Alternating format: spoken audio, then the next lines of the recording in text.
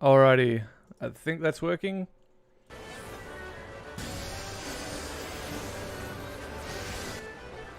Alrighty, I think we're now live. And obviously the best thing to start a stream off is a lot of noise in the golden saucer.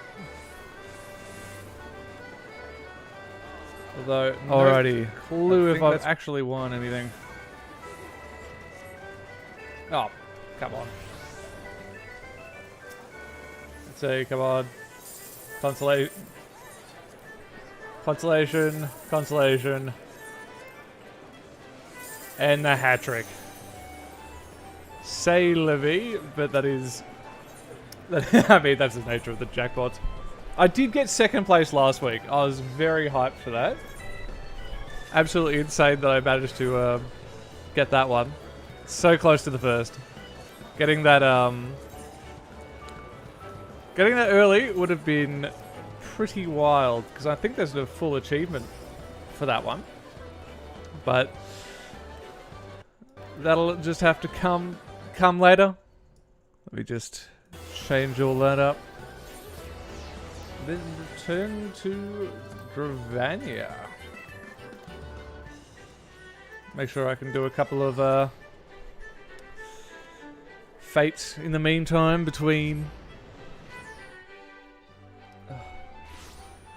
all the dungeons, because I think I'm going to make the stream about 3 hours. The stream of 1 to 4 really has, 3 hours of pretty quality streaming time, because there's a big difference between quality streams and, just being live for live's sake, which isn't nearly as good. And, well, adventurer in need DPS, can't say no to that. Ooh, hello. Just walk outside and there's a big fate going on. Can't say no to that. Oh, this is part of the... Yeah. I've seen the end of this, fate series before, I suppose you'd call it. Although I don't 100% know what you use the, special currency you get from a... Because this isn't the final boss, I don't think. Unless the final boss can appear in multiple locations. That's just one of those things I'm not too familiar with.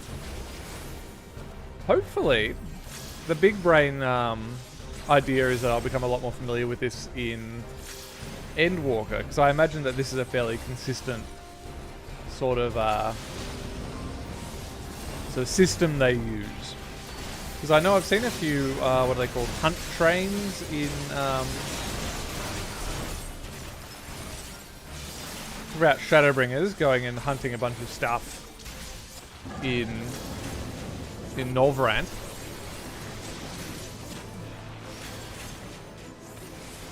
So I can't imagine that's gonna, drastically change in Endwalker. So it'll nice to be a bit more ahead of the curve on that one. Well, not even ahead of the curve, just on curve. That was sort of the big disadvantage of coming in so late. Just having to realize, oh, cool. All the raids are cleared. There's no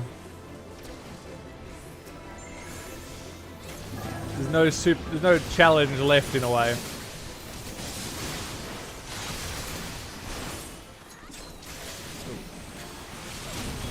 Which is a bit of a shame, because a lot of the raids, because I did the Nier series last week, and that was wild, absolutely incredible set of raids.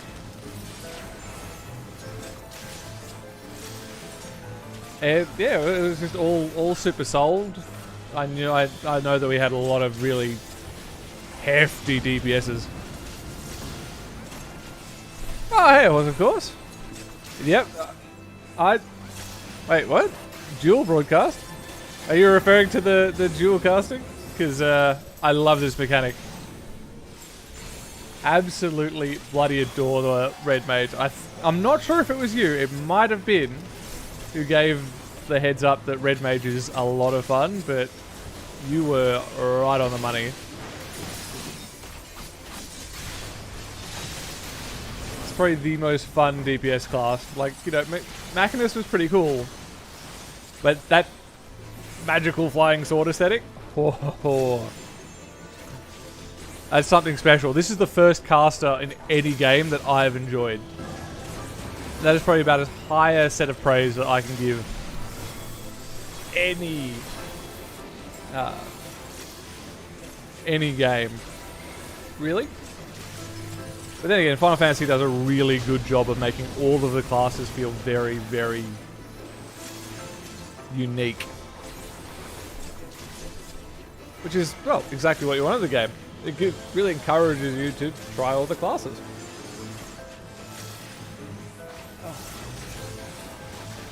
But, oh damn, this thing has a lot of bloody health. I mean, is this the actual final boss? I wouldn't be surprised at this point. I'll be nice and throw the tank a heal. Bloody hell, that healed like nothing. Surely she must have... I mean, I'm not a healer, so... obviously my heals aren't going to be as good.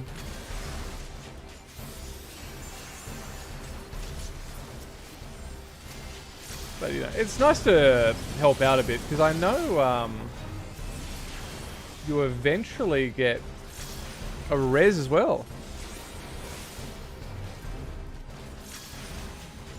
Oh, you get to leap and backflip into your doom. No, just for you. Straight in. Ah, there's the Alliance raid.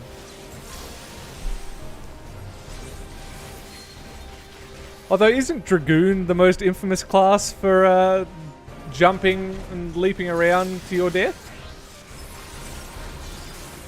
So I haven't tried Dragoon just yet, because well, just time. But I've definitely seen a couple of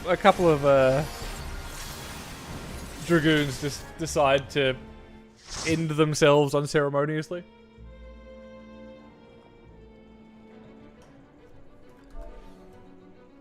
Because they have a very similar mechanic by the sounds of things, just with a more dragony aesthetic, which is a pretty cool aesthetic. From my understanding, apparently there is slightly different like dialogue and interactions if you're a Dragoon going through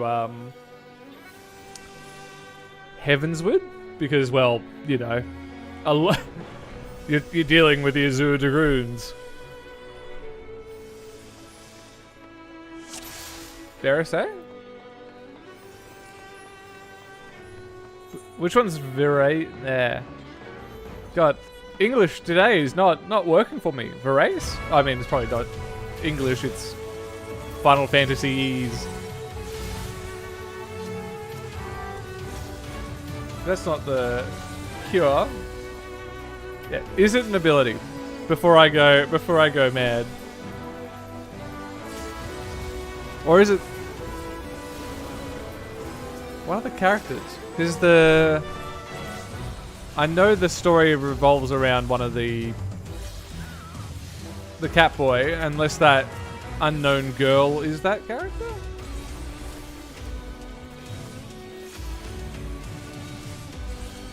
Oh yeah, I think Dragoon's probably the most on the ground class that I've witnessed so far. Outside of, well, tanks with questionable healers behind them. Oh, yes. I'm level 56 at the moment. So, where's actions?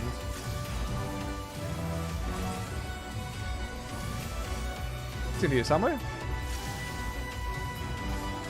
Surely I don't. Yeah, 64. So one day I'll have that. Then that Swift Res.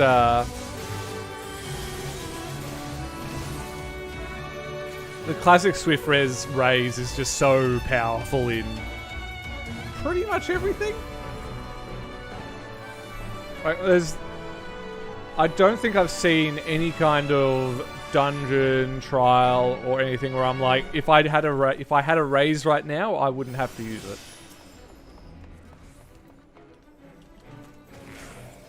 Although then again, half the time I'm the one on the floor because I still haven't quite mastered the streaming versus the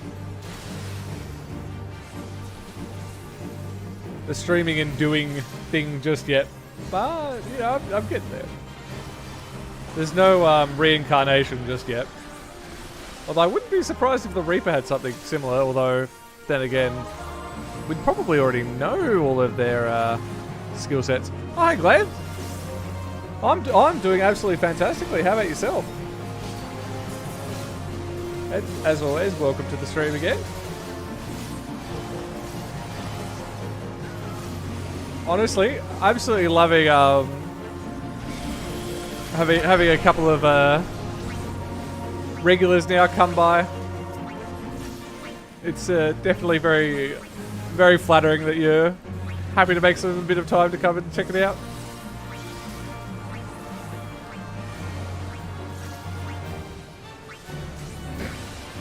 Honestly, I need to learn so many more of the like class jokes and just how the community interacts. Oh, thank God. Almost got caught out there. Because yeah, like there are just so many sort of inside Final Fantasy jokes that I'm so slowly getting. Oh, and like here's a situation where you know having the res mage would be fantastic, especially because our healers are all dead. Oh, whoops! And old mate's only 50% health. This is going swimmingly.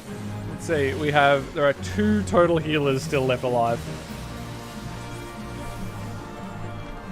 Oh, Blue Mage. I keep forgetting to get all the Blue Mage spells because I know like Blue Mage is super powerful. As I remember when the like tomes, what are they? Yeah, the irregular tombstone event started, there were all those like bindings runs. Well, there's a charge onto death, but I feel like that's more of a we are physically out of healers. Well, I certainly need to look into blue because I know that like there is an absolute ton of spells in the spell book. But it always just seemed like a very interesting novelty class, which I think is what they're sort of designed to be.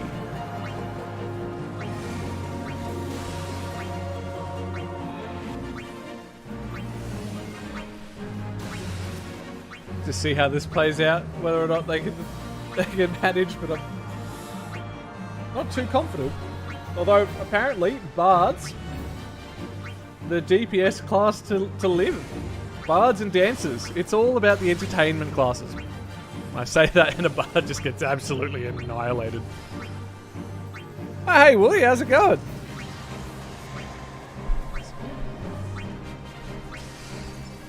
Oh yeah, well you can only bring Blue Mage into like unsynced, like non-serious content, can't you? No, you Gravedigger. I'm going absolutely wonderfully. Welcome back to my absolutely favourite Machinist American viewer.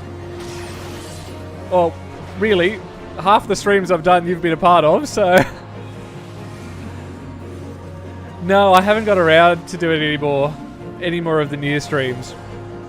Well, not near streams, the near raids. I haven't been able to go back into them. Because I've sort of been trying to, you know, chill a bit on them. Chill a bit, don't burn myself out on Final Fantasy, because I think, yeah, this Friday, it's 7 PM my time on a Friday that the early release comes out. So, you know, it's just like, oh, I'll be going till midnight that night, and then I'll probably do what I did at the, you know, then I'll be all weekend Unfortunately, that's like my busiest week of work after that fact, so it's like, so I can't, you know, just go as hard as I'd love to, because I, you know, yeah, I want to get through it, see what's at the end. Sure. Oh, cool. I honestly, if I can be really good background noise while people work or do play games, or pretty much anything else that they want to do, everything that they want to have in the second monitor, I'll take that as like my first step on being a successful content creator is complete. Like, so I hope work isn't too bad. Bloody hell, you an absolute omnicrafter gravedigger. I think I've got... I still need to get armor. Armor is the big one that I want to get to 80, which I'll probably manage to do this week with all the deliveries. Because, well, making armor is pretty important, and then get around to doing a lot more of the professions later. Because I was sort of using mining and fishing to get... Well, mainly mining to get gold. Fishing's just super easy to level up with the ocean expeditions. Oh, you actually get a... Oh, of course you get a mount for getting all the classes up to max. So now, yeah, well now they're going to be even more difficult. So you've done the smart thing. Although that's sort of the disadvantage of having come in as late as I did, is that... Oh, get out of that. Is that just haven't had the time to do all of that. And then they add Sage and Reaper into the mix as well, so hopefully they have the Amaru first, and then chill afterwards. Well, I've got Miner and Fisher at max. I'll probably just need to get Botanist to 10 and then go into the Ishgardian, whatever it's called, the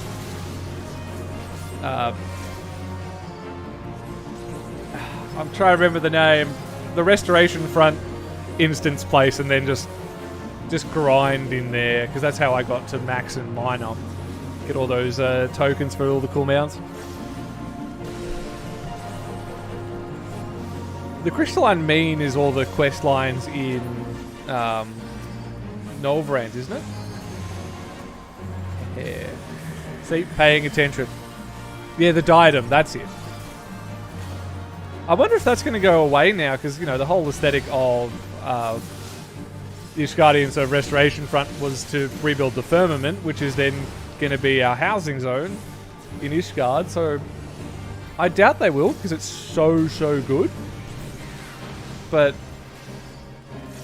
we'll see how they do there. But then again, we'll also have the island expedition kind of things as well, so that'll be interesting to see how that all works out.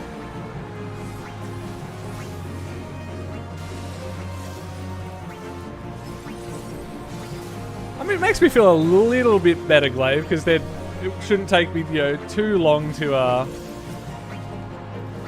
level it all up in Endwalker when I can finally, you know, sort of be on curve.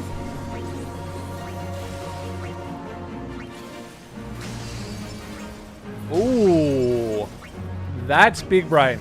I hadn't thought about having the Wondrous Trails just in the back pocket to level up.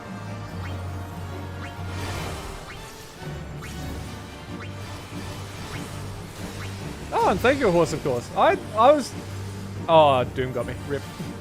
Yeah, I was reasonably happy with that video. I tried a bit more of a different editing video style with that one. Just have like one video and then overlay on top of that. Because I'm still small enough that I can do a lot more experimenting to figure out exactly how I like to do things, both on just sort of an editing side and a creative level. Because I eventually want to be able to have content that I enjoy streamlined enough that I can make a video a week. At least on, like, you know, Final Fantasy, which is the bigger topic. But in terms of the algorithm, I'm already pretty happy where I'm at with it. Like, You know, I got mega lucky with the Shadowlands versus Shadowbringers one. Oh, come on, please get him down. Get him down. But, yeah, I can get about 1,000. I can pretty comfortably say I'll get about 1,000 views on a Final Fantasy video in the first 24 hours, which for a fairly fresh, small channel is absolutely massive.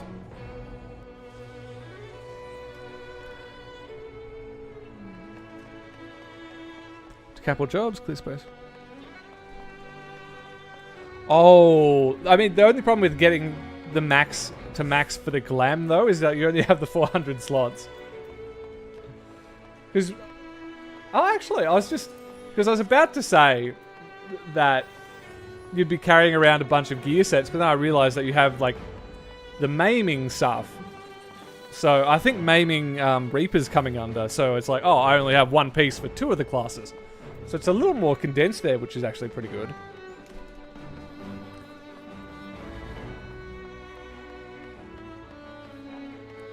Bloody hell, great. You've really thought about how to absolutely maximize getting to max level in the first place. Although, really, there's not much big use on getting to max, because you sort of get it pretty early in...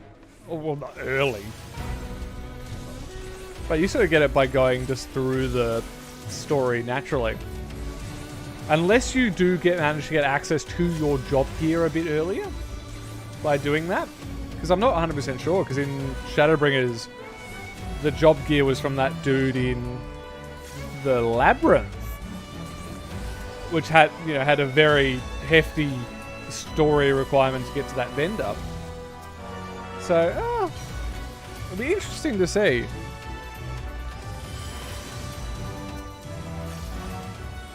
Yeah, I do like those affixes. It's a very good idea. Although it's sort of like it's a weird double-edged sword actually, because I'm sort of thinking of it in the way of World of Warcraft, because that's like my biggest reference for other MMOs. When it comes to gearing, is that there's relatively few pieces in Final Fantasy, but they're all really well made. Whereas in WoW, there's like 500 million things, but only, you know, they're very hit and miss. So I think I much prefer the style of like handcrafted, very cool little pieces. And by the way, just to not flex, but oh, that's the current Mog for the Red Mage. That's always the most annoying thing about picking up any new class is going, okay, what glam do I need to use for them? Oh, the new zones in Endwalker look absolutely wild. Absolutely incredible. I'm so keen to check out Sharlayan, but I think it's going to be a very how would you say? I think they've got very mixed aesthetics, considering, you know, Garlemald is an absolute frozen wasteland, which at this point is like a hellish place. Considering the launch trailer was just like, here are how many eldritch monstrosities are in this world. It's not very good.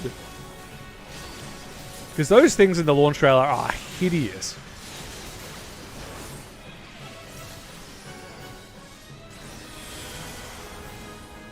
Oh, do you do a Final Fantasy XIV trailer as well, Gravedigger? I didn't even realise. I'll have to after this Alliance raid, I'll have to check some of your stuff out, because I'll be doing something very similar. I've already sort of I should be attacking heads. I've already got a thumbnail to sort of at least give a bit more of my my reaction to the end, and have obviously the big spoiler stories.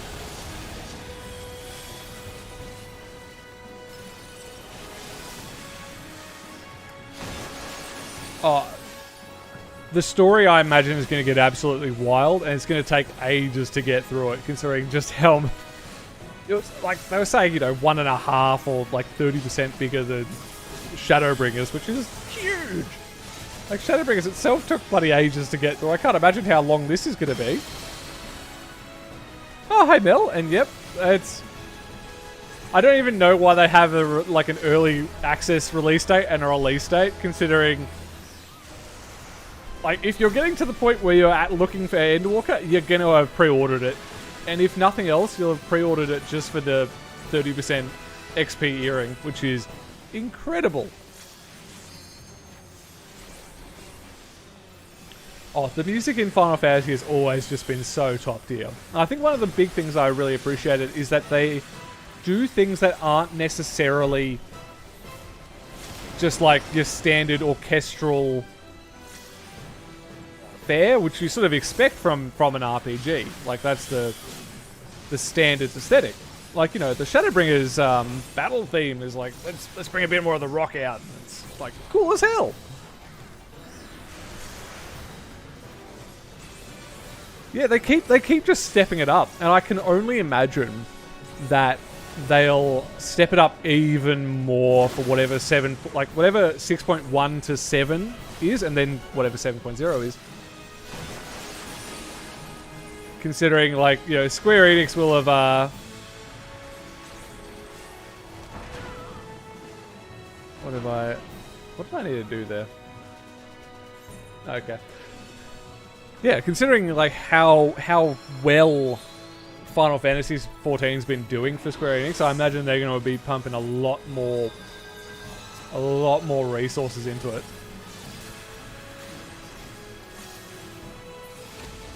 So they'll be able to do even more wild things. But whether or not they try and make the expansions bigger or make the patches more ambitious will be an interesting thing to see.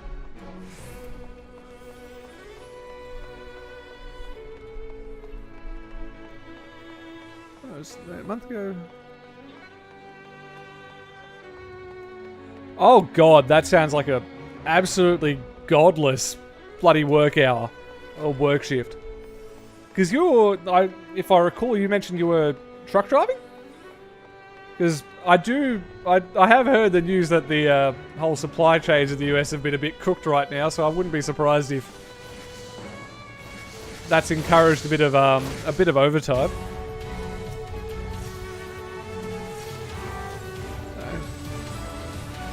Shaving.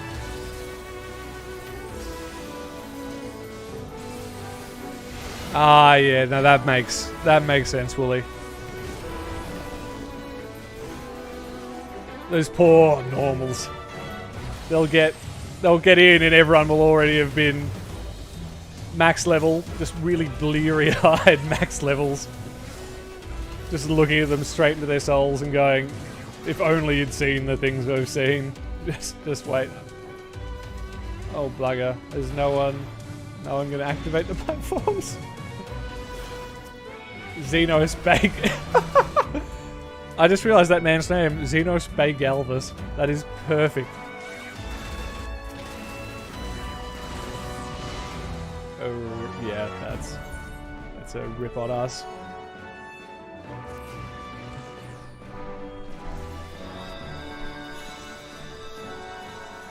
Oh, I don't think they're going to change the patch pattern.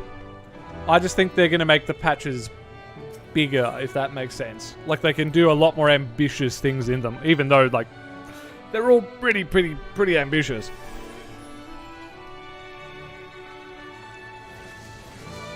Oh, it definitely has me worried on how it's going to go, considering there's always been a queue to get into servers at the moment. But I'm praying for that good launch.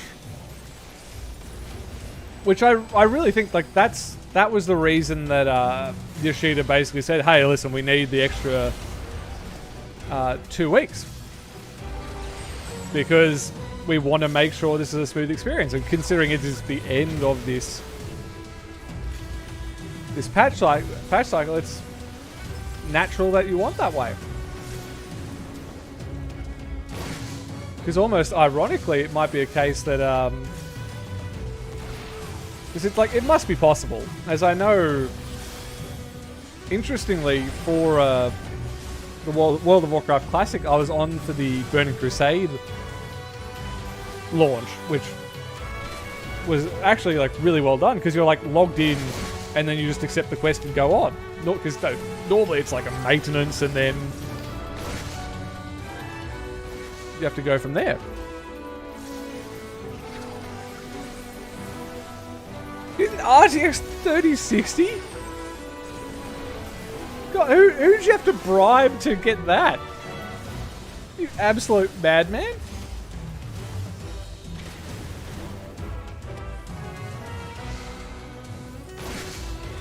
Or have you just been on a bloody really long waiting list? If I could just not get pushed off, that'd be great.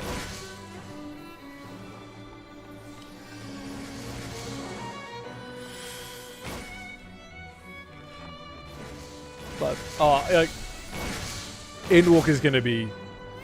I have no doubt it's gonna be good, and I don't think that the queues are gonna be that bad. Definitely a big asterisk on that one, but... Honestly, I think the last 2 weeks has probably got more to do with the server load than anything else. Because even though Yoshi P knows what's going to happen, I wouldn't be surprised if he just wants to have as smoother playing experience as everyone else does.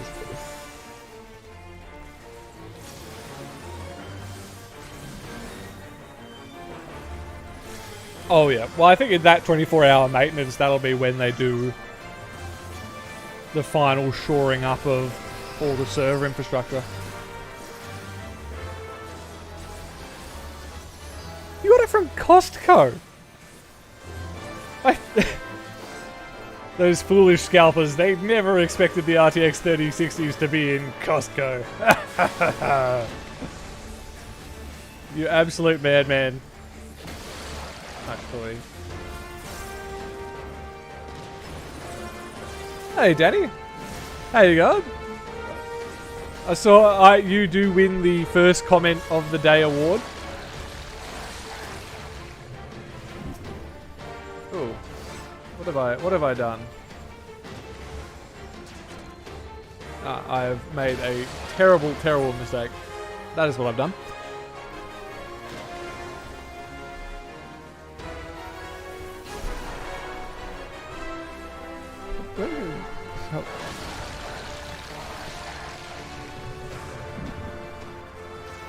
Oh, then that's painful, Grave. Like,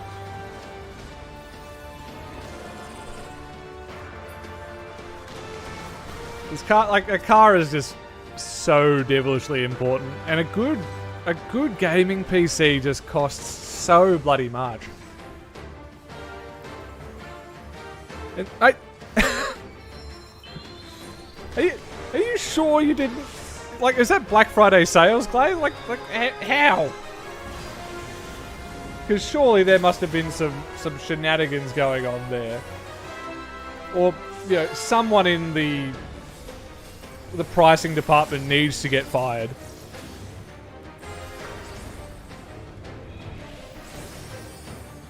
Oh, you're so close, Daddy.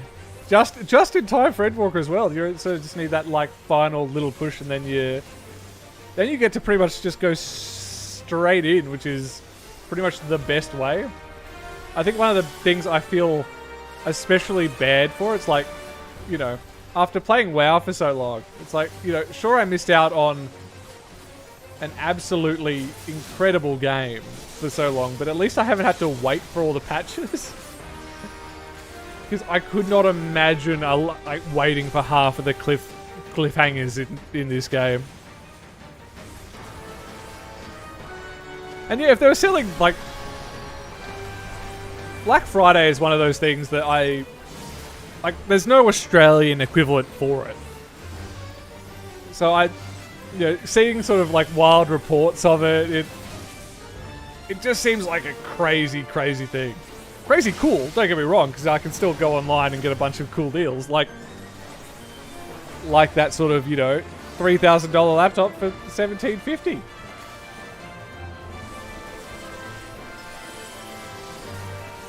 such a weird cultural thing, but I think it's slowly getting imported into Australia. There's no, like, you know, crowds brutalizing each other outside of different shops yet, but I think we're getting there. Oh, yeah, no, the cliffhangers are sometimes quite godless. I'm so I'm so happy that I only have to wait a month, because like after going through the MSQ, if I had to have waited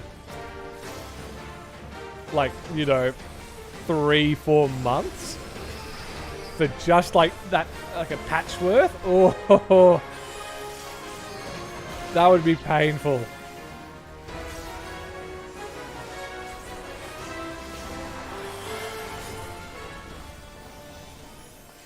Like 5.3 was definitely just like the culmination of the Shadowbringers story, and then afterwards it's like sort of been starting to transition into what'll be an Endwalker. Because, that fight at the end of 5.3. Oh, and Xenos picking up the new weapon. Like, everything about that patch was absolutely hyped up. That was perfect.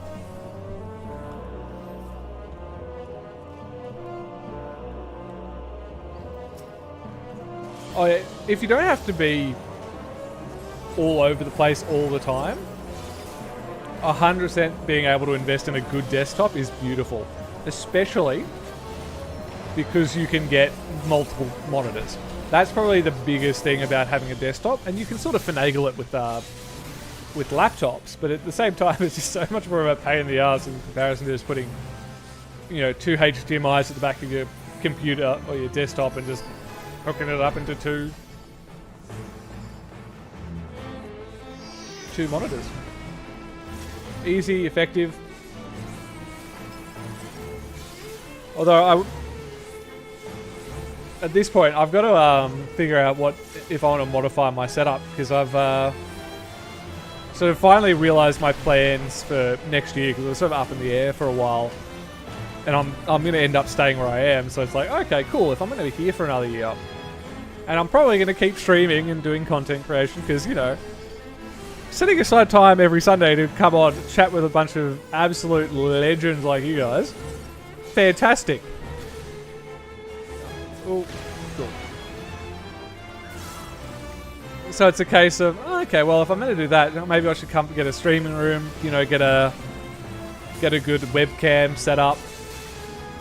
Because I've got a few things in the background. It's just, you know, now organising all of that. Die clouds.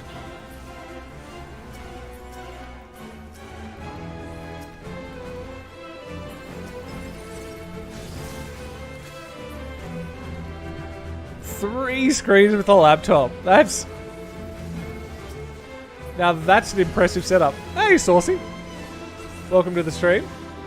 I'm going to stand in that thing so no one dies. Welcome to the stream.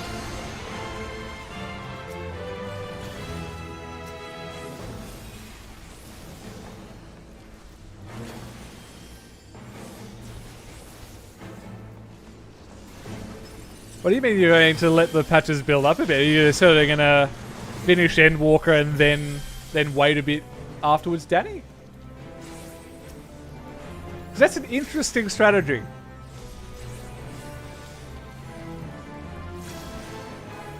Because I think the annoying thing about doing that is that there's a lot of dungeons in there that can, like, sort of produce very relevant gear.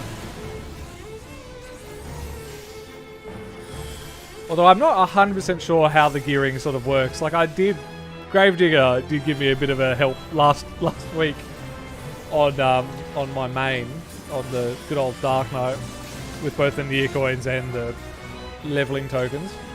Where's this chick? That's right, I'm melee.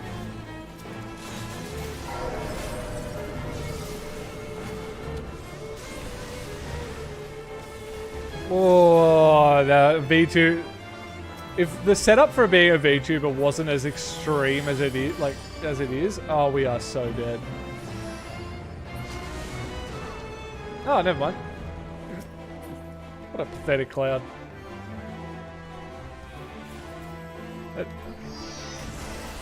I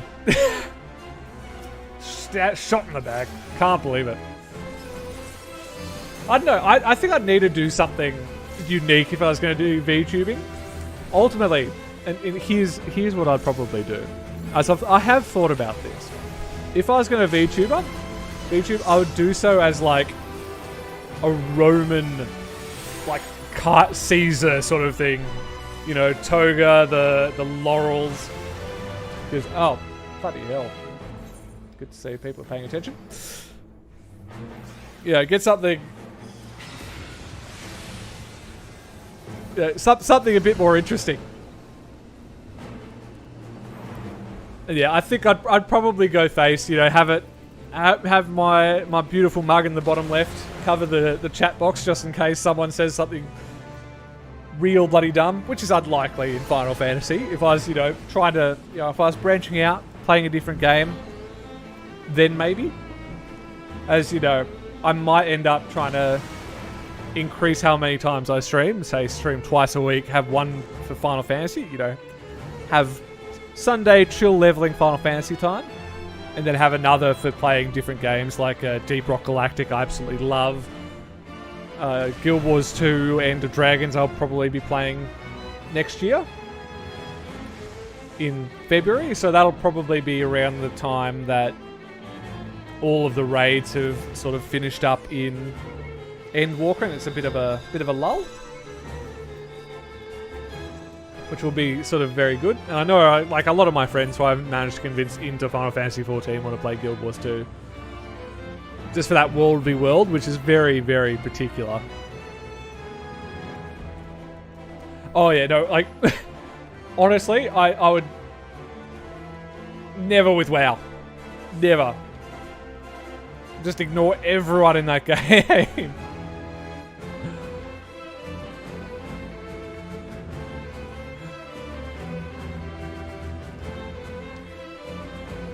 Oh yeah, no, using the face cam is going to be good. I think a problem with using face cam is you have to sort of figure out if you're going to have the green screen style of it, and then whether or not I'll have that. If I can have that set up in the background somewhere, might do that. Otherwise, I'm going to have to design a really cool backdrop for myself, which I'll probably do anyway. You know, it's nice to show off all your nerdy things in the back, your books. All that kind of fun stuff. Yeah, if you're starting to get into the content creation space, have to do some dual streams, Gravedigger. Also, I don't know whether this person has gotten half of this stuff, but Xenos Bay Elvis the Imperial. Whoever this is, I love this character.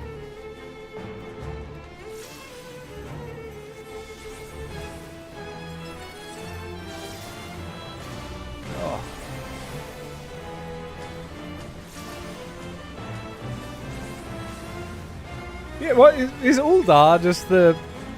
Because the steps of... Like, Balma... Is there specifically like a cesspool server? Because I know, what you call it? There's like... The RP realm on... Oh, get out. On WoW is Moonguard. Oh, I was out of that. Bugger off.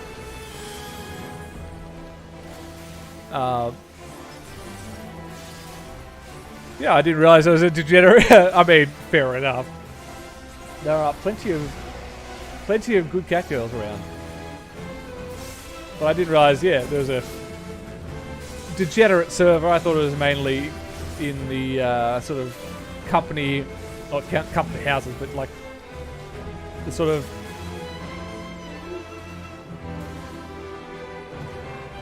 Yeah, like those are sort of degenerate houses.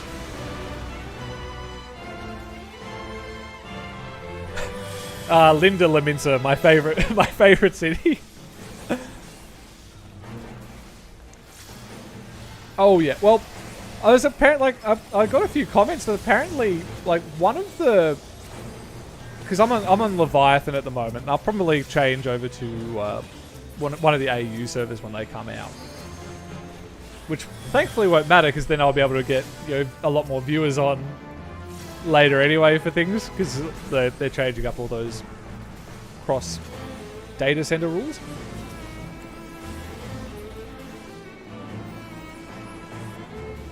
But no, there's a guy apparently who has been basically on forever, and his entire purpose is to just stand naked in Limsa in like the Aetheryte Plaza of Liminsa.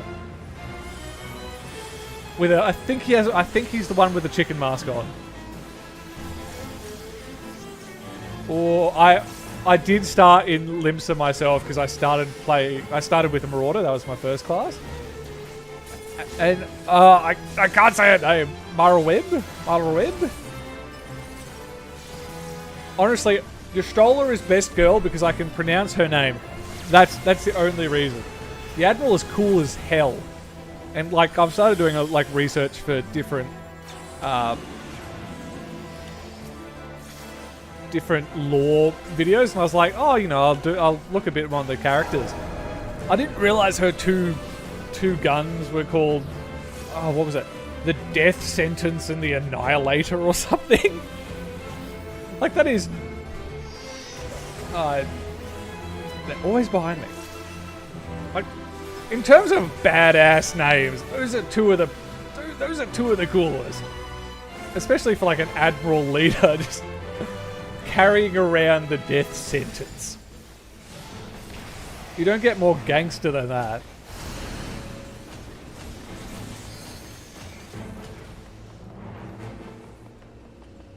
Oh, it looks like people are paying attention. That's nice. Get out of range if she beams. Please, someone heal me for the love of God.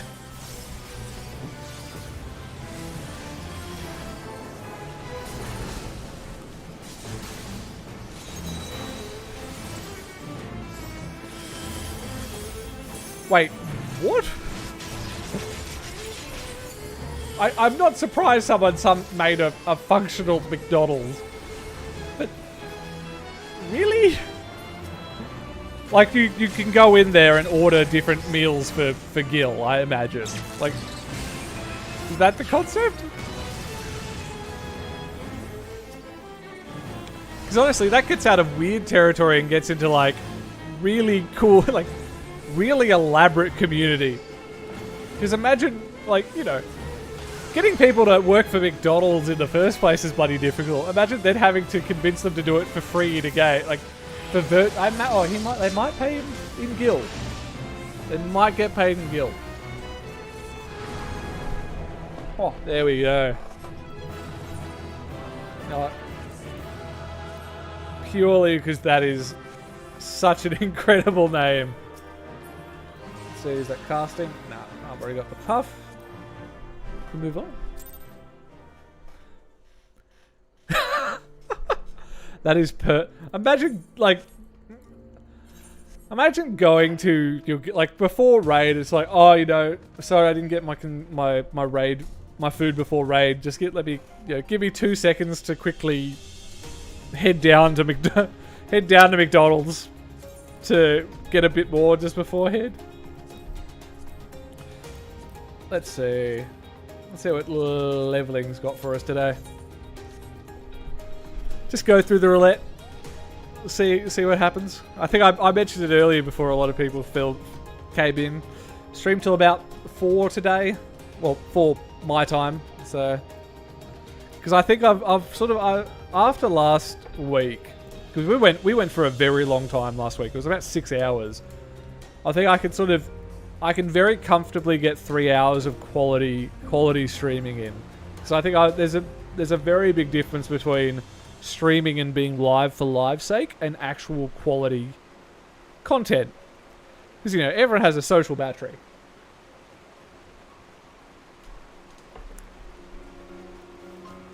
So it's all a very, very interesting sort of, oh, this has already been completed. Bloody hell. On to the next one. Ah, Telltale Hunter, that'll do. Oh. No doubts there would have been some KFC. Because chocobos really are just giant chickens. Although, imagine a Kentucky Fried Chocobo wing. That would be incredible. Ooh, 1,000 mores. Alright. So I'm level 56. Everyone place your bets. So let's see, I can go. So the airy backwards. All of these potentially on the chopping block. What are people's bets?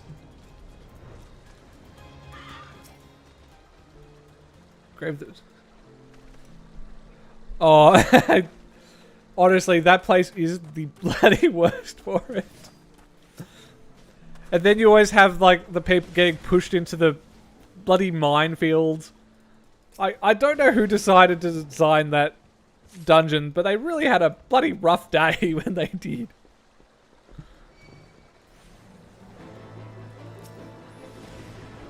The fact I didn't know that was a specific quest line. I'm not surprised. Don't get me wrong.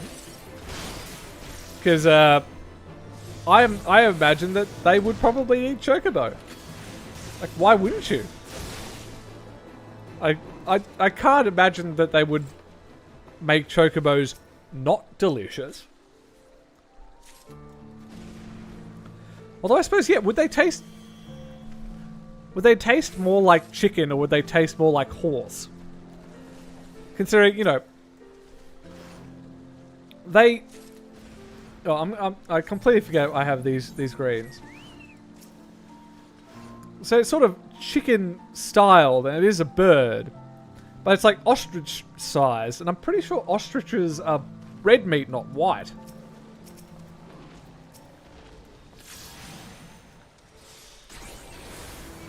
So I wouldn't be surprised if they tasted more like a sort of emu or emu ostrich, I suppose would be the big American equivalent, than an actual chicken. Then again, everything tastes like chicken. Oh yeah, it does have horses in it. Yeah, it does have horses in it. It does. Touché. I forgot that it did just have straight up horses. That wasn't like a, you know, Horsarius or some weird equivalent. So, yeah, some weird magical equivalent. I mean, to be fair, technically they are, like, you know, the ones that I have are magical equivalents, but there's a slight difference there. Oh, did I get a card? Oh, Cloud of Darkness. Oh, I already have it. Well, never mind.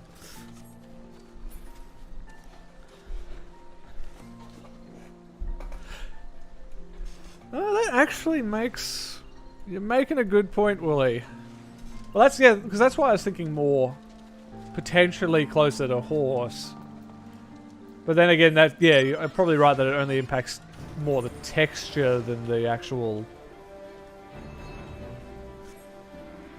meat itself. But I still reckon, you know, chocobo and rice would be pretty quality.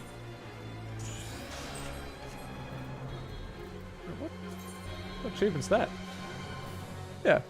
Yeah. I have it plenty of soy. Yeah, 300 fates. Very nice. Plenty of soy sauce. I suppose, yeah, like, Here is a question, though, as ultimately there are so many ways of preparing chicken. What is your favorite flavor of chicken? Because personally, I'm kind of inclined to the Portuguese style of, like, the peri-peri. I don't know how peri-peri is made. I think that's an ancient Portuguese secret that I'm frankly ill-equipped to... I'm ill-prepared for to learn. But It's just so nice. And teriyaki probably has to be a close second. Oh, yeah, that makes sense. A lot nicer than moa birds though, because moas are terrifying. Well, they were, because I'm 99% sure those are the sort of old indigenous ones to New Zealand before they got, well, wiped out for being absolutely terrifying.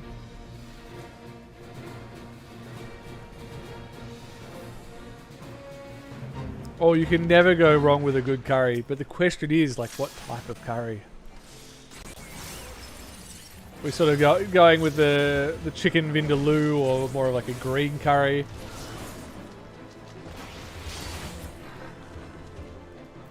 One thing that you've got to say for food, there's so many options if you decide to really branch out.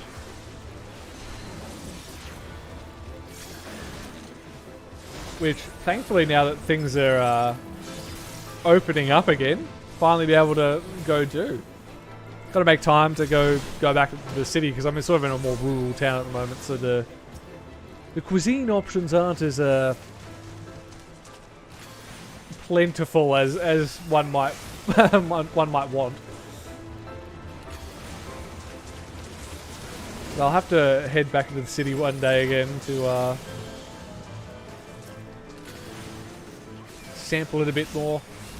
So I really want to go and do Lebanese, I think. Like from my recollection, like Lebanese kebabs are absolutely fantastic with the falafel and just general bakery. Oh, there's a blue mage to come and flex on everyone. Oh, a good chicken korma is fantastic. Classic. Honestly, a classic roast is called the classic for a reason. Like it, I don't think you can ever go wrong with it. Especially with the good garlic. Oh. Like if garlic didn't have as much of an impact on your breath stink, for a lack of a better term that I can immediately remember, I'd have it way more. But because you have to interact with other people from time to time, it's like, I can't enjoy it as much as I would have liked.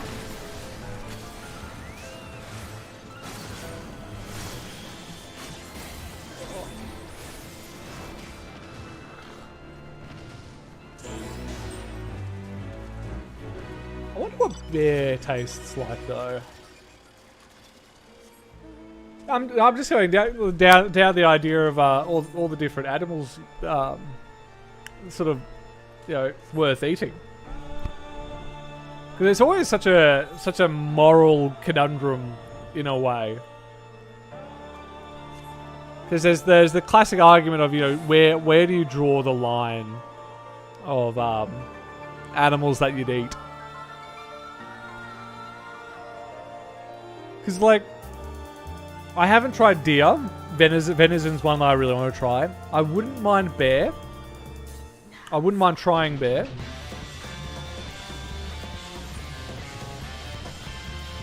And if I was in Japan, I don't think I would mind trying a bit of whale.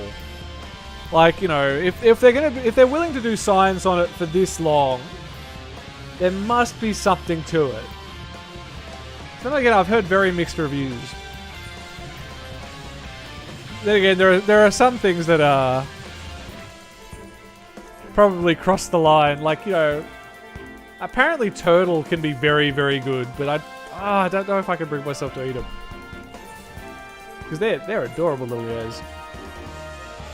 Although I do know my favourite story on the turtle front was that back when, Europe was going all over the place, in the Galapagos Islands there was a very certain, I think it was a tortoise, but it was so delicious that every time they sent an expedition out to go collect some and bring them back to Europe, they'd always get eaten on the way back because the crews just thought they were too tasty. Oh, I'm sorry, Glaive. I'm making myself hungry. It's definitely a hard thing. Oh, honestly, if one of them like cast bars for a Morball would just like it was just garlic breath, I'd totally believe it.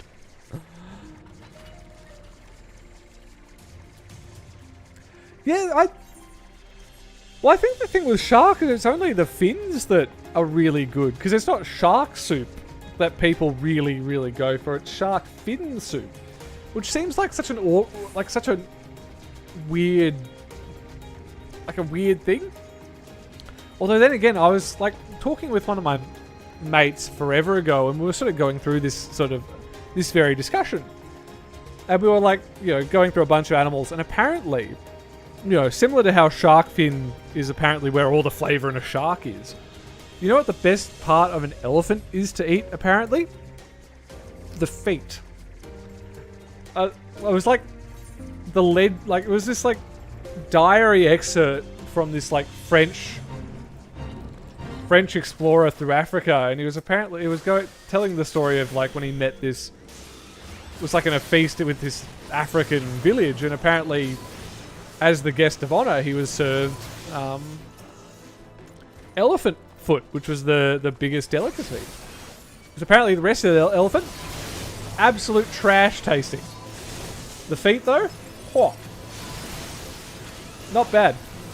Even to a Frenchman's standard, which is that's a pretty high standard.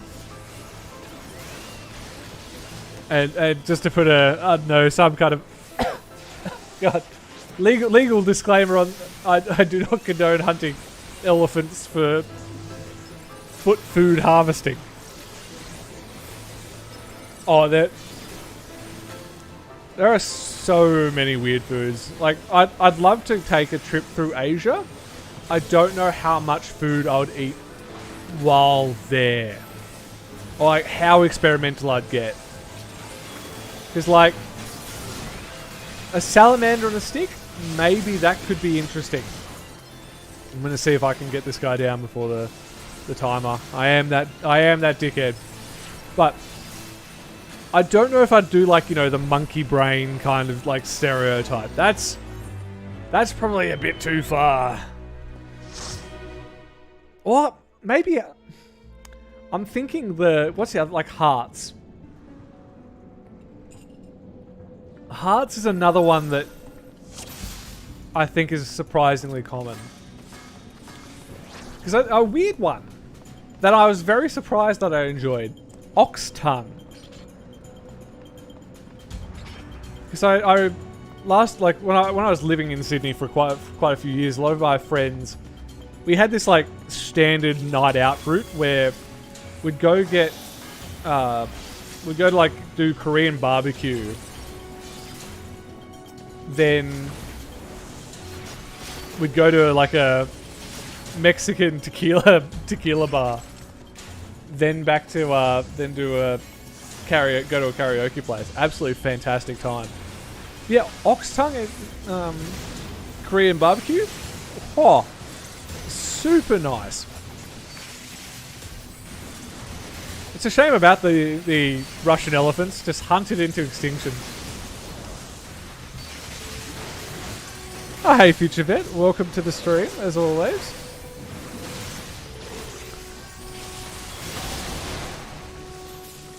Ooh, oxtail sounds interesting. That's one I haven't had before. Although I've never been the biggest stew person, but then again, if I branched out a bit more, then maybe I would be.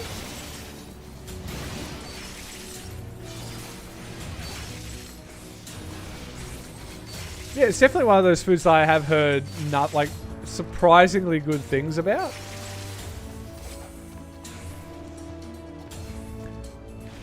But yeah, like you were saying, there are so many so many bizarre foods that you just sort of never really consider.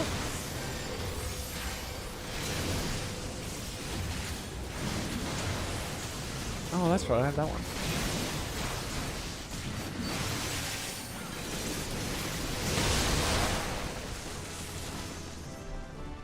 Hey, there we go. 56. Easy.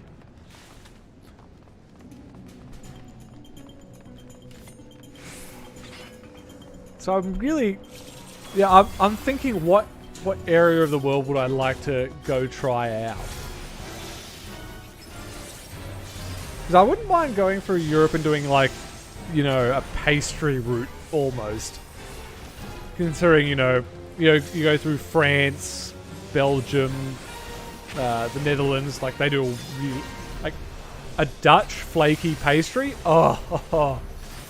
I went to the US ages ago when I was a wee boy, and there's a small town in I think it's in California called Solvang, I think. Had a eclair there. Life changing. One day I'm going to return there specifically to find the bakery I got that pastry at, just so I could have it again. It was so nice. Oh, I dodged that.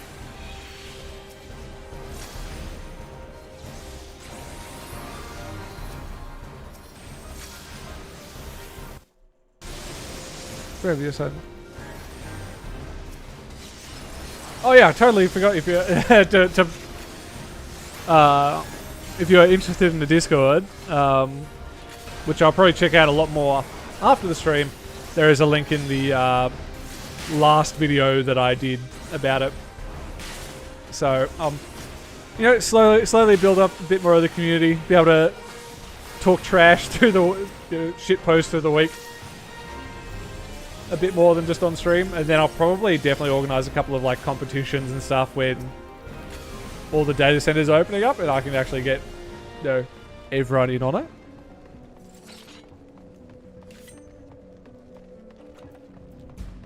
But cheese, like a good cheese and meat platter though. You can never go wrong with it. Oh, the difference between a lot of what's actually in the US and the US stereotype is massive. Like, I know, yeah, well, some of the best cooking in the world's in from the US. Like the age of, all the best restaurants are in like, central Paris is kind of long gone. Obviously, there's some very nice things in Paris. They've got a very long cultural tradition. But the US does some incredible things. Because although then again, I'd love to do the is it called the Whiskey Trail? Or I don't know if there's a specific route name for it, but I know it's like down south around that sort of Kentucky through Texas. Is it? Oh, it doesn't go through Texas. Yeah, I'd love to go through that. I think I'd go to the US for whiskey. I'd go through Europe for beer if I was going to do more of an alcohol related adventure than a food one.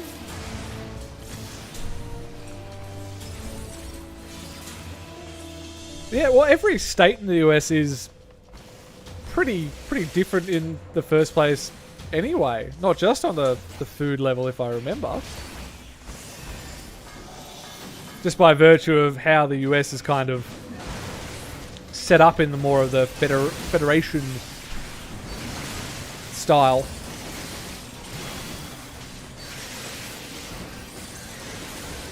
Oh, yeah. Well... Honestly, I wouldn't even say Australia might even be actually slightly better for fusion cuisine. Although, then again, the US might be more top tier for fusion of like some more South American and European, and then their own American sort of culture, or American cuisine, whereas Australia is a bit more Western Asian, considering, you know, we're right next door to pretty much all of Asia. Then again, you know, Hawaii is pretty close. So I could be wrong. I could be wrong on that one. Considering, yeah. Like, it would be such an oddly specific thing to search up.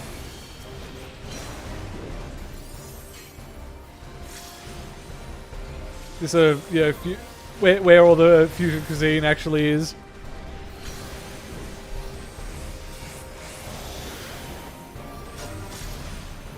Ah, welcome back, Grave. Is it just raining hectically out there? Oh, Italian would be huge. Is there much Irish? Or was that mainly in Boston? Although then again, I'm not 100% sure what traditional Irish cuisine would be off the top of my head, because, you know, there's the whole stereotype of haha potatoes, but then again, I imagine there would have probably been a lot more of a culinary tradition before that, considering potatoes in Europe was a relatively recent occurrence, and then they didn't have them, and then, well, many issues arose. Oh yeah, wasn't there an absolute ton of Germans in the US until... Well, like, there was still I imagine there's still a ton of Germans in the US today. But it was a case of, like, German labelled stuff was... A lot of it was changed around World War I when... All of the... Especially, like, when the US joined the war against the Germans. Or is it more World War II that sort of transition happened? Because, yeah, America was definitely... Like, it is the melting pot of so many cultures. Because, you know, it was the land of the opportunity. And relatively close to...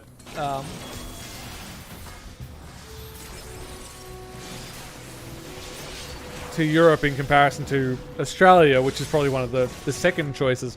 At least for...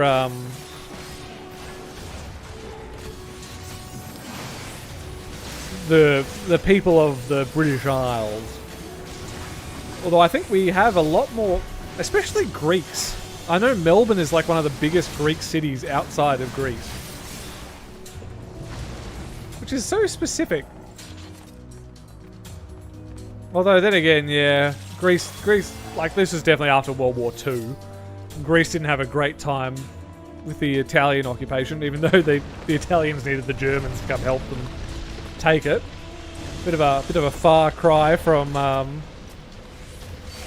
the Roman days.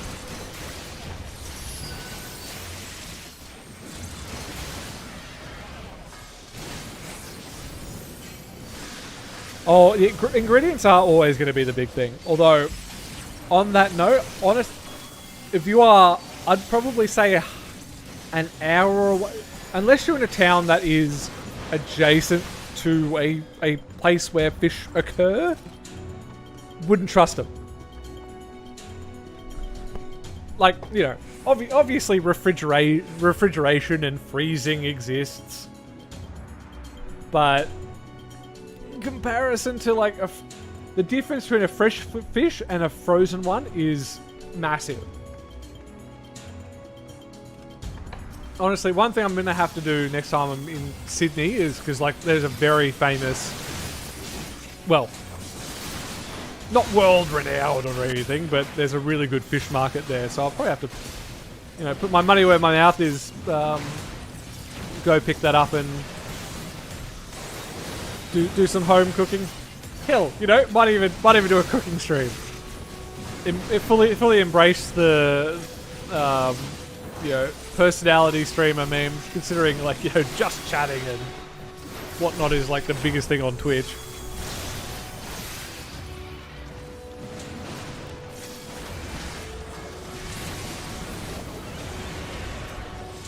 Well, I mean, yeah, that's the weird thing about... When it comes to DNA, that's sort of the weird thing about most colonial nations, or colonial-based nation, is that where does the cutoff begin that it becomes American or, you know, Australian? I think it's a lot easier in South America, considering... I think, like, one of my friends is, one of my very close friends is Peruvian, and she was sort of, like, going through their history with the Spanish, and oh boy. You know, if you were going to get colonized, you wanted to get colonized by the British. Because, god damn, I'm pretty sure she was mentioning that there's basically no one of, like, you know, the sort of, like, Incan, Aztec, all those sort of Mesoamerican cultures left. Which is... Whoa!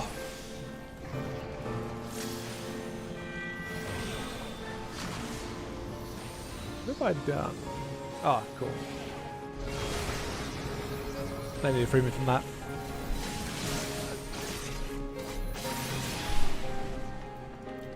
Oh, where is... Wait, Tel Aviv, isn't that... That's Israel, isn't it? I'm trying to remember my geography here.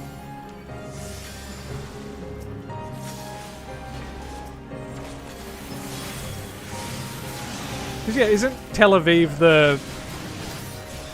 Oh, what would the term be? Internationally recognized capital of... Israel? Well, most common. I think the US is still... I think they've... Because, yeah, Trump recognized Jerusalem as the capital of Israel. Although, then again, there's the whole shit fight that's that area of the world.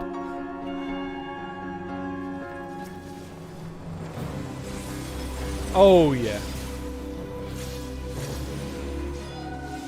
Now, that entire period of history was pretty brutal. Because I absolutely love my history. One of the wildest facts, and one of the things that blows my mind, is that before the conquistadors, like, everyone forgets about Portugal. Like, they were a godless colonial power beforehand. Hell, they were fighting the Ottoman Turks off the coast of India before the Spanish were sort of in South America. And that's insane. Like, and this was obviously, you know, before the Suez Canal, and admittedly the Ottoman Turks were in control of Egypt at the time, so they wouldn't have let the Portuguese do what they were fighting down the canal. So, like, traveling from Portugal all around the Horn of Africa just to fight the Turks. Absolutely massive.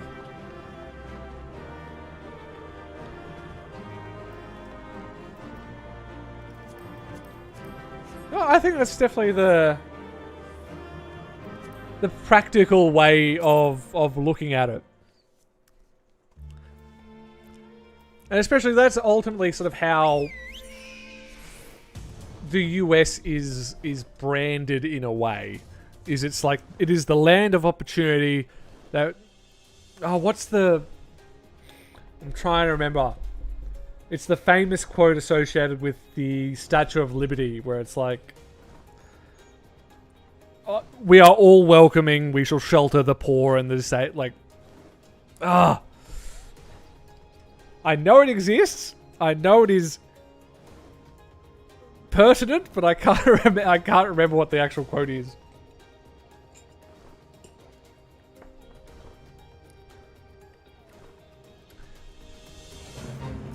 Yeah, they certainly did. Although I'm too high level. Although I don't know if Brazil was as full of gold as the other half of South America, because I know there was the Treaty of Apostol or something? Some arcane Spanish town name where the Pope just basically drew a line through South America and said this is Portuguese and this is Spanish, and then being good Catholics decided, yeah, alright. But between Mexico and the left half of the South America, the Spanish got a pretty good deal. And then the Spanish still became the sick man of Europe for bloody ages.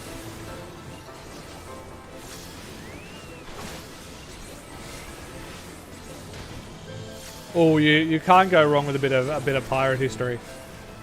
Good old Tortuga and was it Port Royal? That wasn't like the hub of it, but it was more what would the term be? Was that like the British base there in the Caribbean? It's... yeah, there's just so much history to remember. Yes, send us your huddled masses. That's the line. Honestly, one thing you can say about Europeans is they just love straight lines, and it never works. It is the worst geopolitical tool you could ever make, and for some reason, they kept making it. Like, the Middle East is a absolute mess because they just went, alright, we've perfectly balanced Europe, what are we going to do now? Oh, that's right, we forgot about an entire geopolitical area in this world. Lamau, let's just draw some lines. Like, of course that wasn't going to go well for anyone.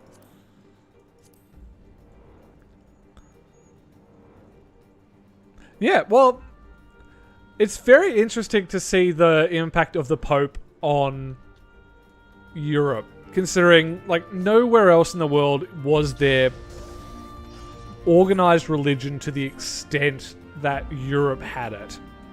Like, obviously religion is such like a consistent thing across the world, but it was never as stringent as it was in Europe. Even throughout the Islamic world. Oh, actually no, the Islam had the Caliph for ages, which I think was the Sultan of the Ottomans was the Caliph for the Caliph. I don't know. One of the pronunciations for absolutely ages.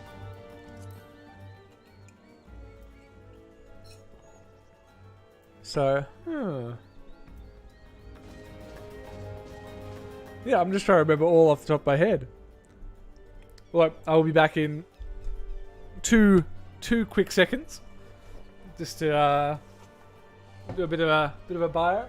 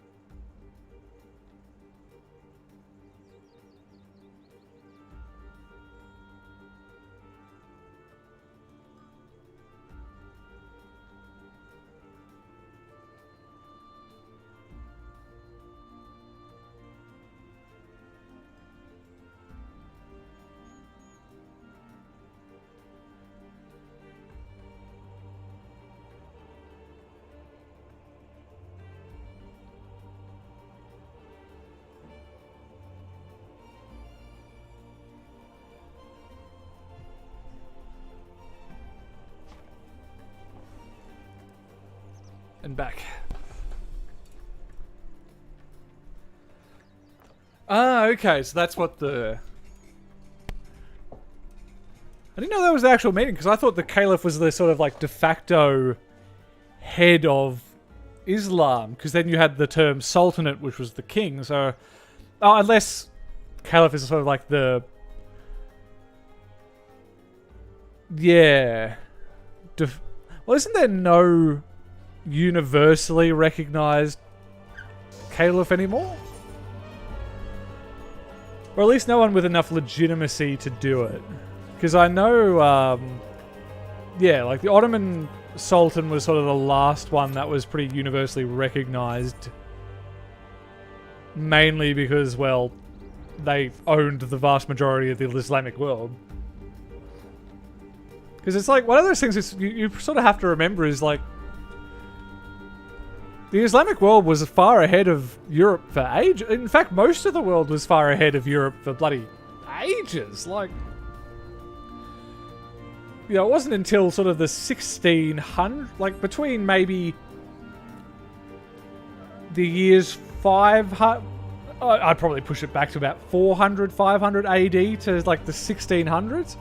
Like, there's a solid 1,000-year period where you'd want to live literally anywhere in the world except for Europe. Like, yeah, even China was absolutely well, I mean, aside from all the civil wars where millions died, was pretty bloody solid.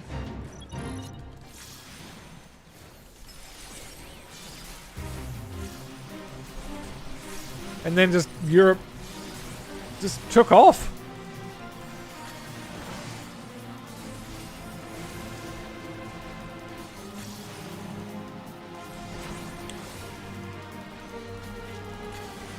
Oh yeah. Well, it was a very similar case in Australia. And it's actually very difficult to do a lot of Australian archaeology, and I actually have a friend who's starting to do his PhD in Australian and Torres Strait, which is sort of the islands around Australia. And it's just sort of a case that there were just a lot of tribes, and a lot of them were very culturally different. Although it's very interesting, but even by Australian, well, not Australian standards, but even by old English law, they sort of did the native Aboriginals in Australia quite rough. Considering I think Captain Cook, who was like, you know, the person, he's effectively our Christopher Columbus. He just rocked up and claimed the east side of the continent. Even though I think the Dutch and the French found Australia first, but they landed in Western Australia, which is a bit of a desert, or far more deserty, and went, nah, bugger that. And didn't claim it. Then the English went, nah, we'll take it. And then sent a bunch of prisoners down here. Because, you know, they didn't want to send prisoners over to the US, considering the US didn't want to take a bunch of prisoners.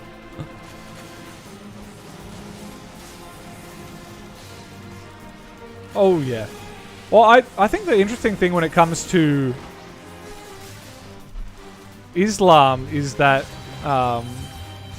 that the Sunni-Shia split is far more of a politically motivated one than a religious doctrine one. Because if I remember correctly, it's all about who the true inheritor to Muhammad is.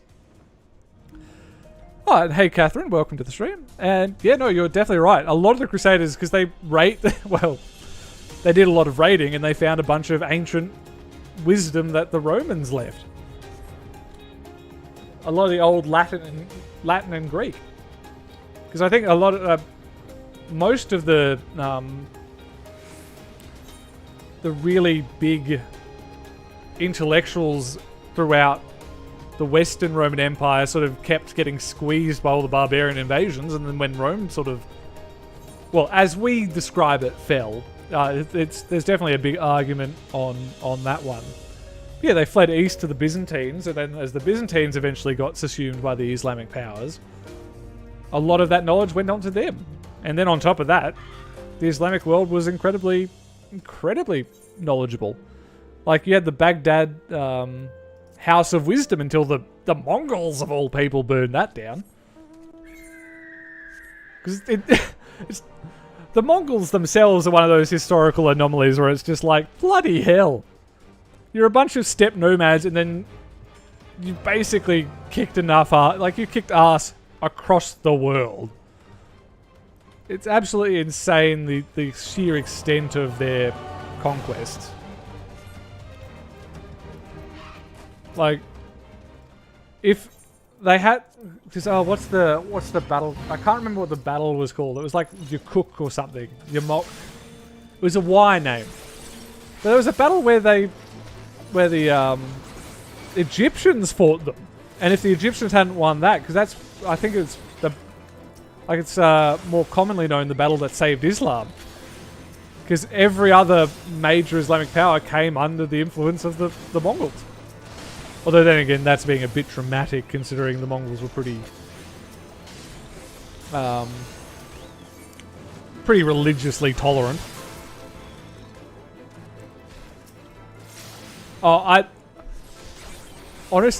I'll be honest, most of my knowledge of like middle history is from Europa Universalis 4. Like, I personally studied ancient history and then modern history, so especially looking at sort of like Rome, absolutely love the Roman Empire.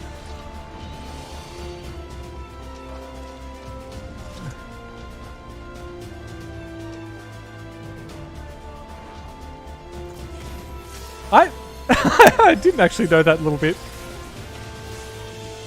Because I know... Yeah, beards are actually, now that I think about it, very, like, one of those weird important things. I didn't know it was a mark of siring children, though. That's very specific.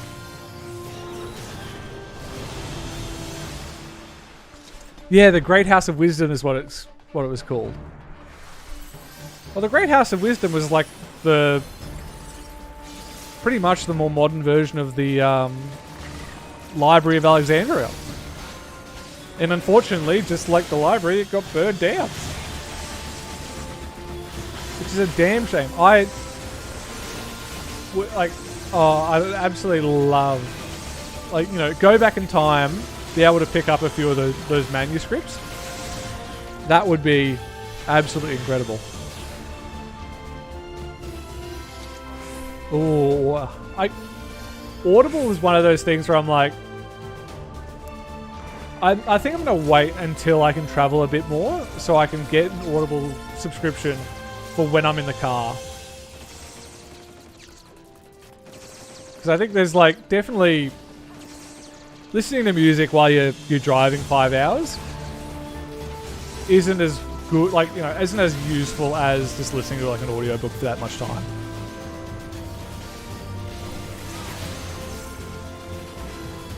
Because I have heard Rodney Stark's name before. I need to give him a bit more of a double check. But I wonder if Gibbon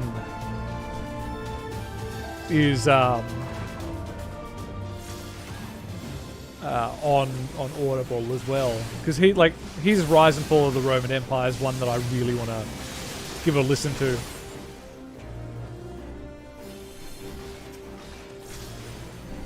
Oh, I wish I could do a beard. I don't know what it is about my face. It doesn't do beards very well. Like, yeah, it's just something with it. So I'm a little bit jealous. Then again,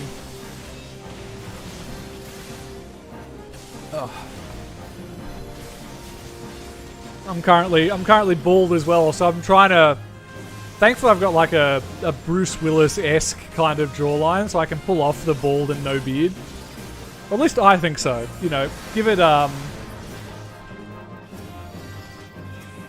you know, probably early next year I'll have everything set up to do the webcam. So, you know, you guys can judge for yourselves whether or not I'm just talking out my ass.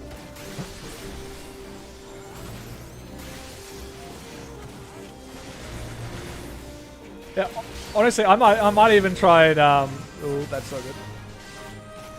Might see if I can finagle a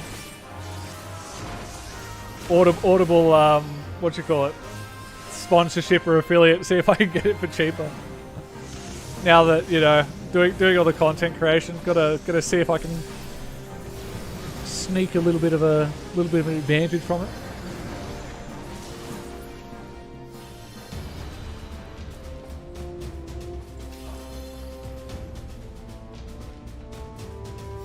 Oh yeah, honestly, like, the Mongols almost just fell into empire because it was like they were honored bound to fight anyone who disrespected them.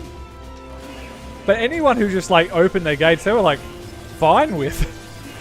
It was only when they really put up a fight, and especially like a hefty fight, because I know there were a lot of Chinese cities, even in like the time of,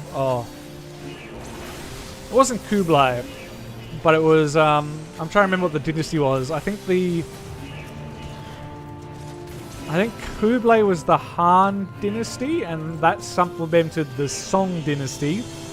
And there was a lot of Song dynasty aligned cities below the Yangtze River that put up a hell of a fight for the Mongols, and that was like when they had the mountains of skulls kinds of things, which is absolutely brutal.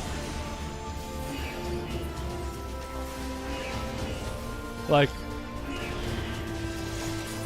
yeah, there's such a very interesting civilization. Not very long lived though. Like, I think after Genghis, the Mongol Empire lasted like one more ruler, and I can't remember what his name was. But then once you get into the history of Kublai Khan, who's, you know, very famous for having Marco Polo in his court. Basically, like, that's the reason we know more about him. Like, the Mongol Empire had fallen apart into a million different steppe hordes. And then you start getting into Russian history with all the Cossacks, which are like semi-offshoots of the Mongols, but then they're like a bunch of those sort of nomadic horse tribes in Eastern Europe in the first place, and like Hungary especially, if I remember correctly. Like, there's just so many things. Oh,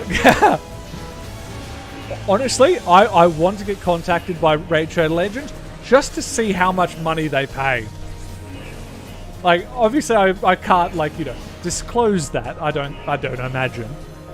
But like, they must pay a lot for how many people they get.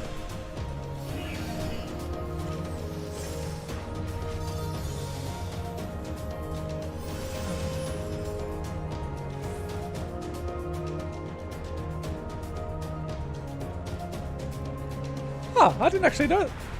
Then again, I haven't actually seen that many Native Americans. Because, well, you know, accent Australian.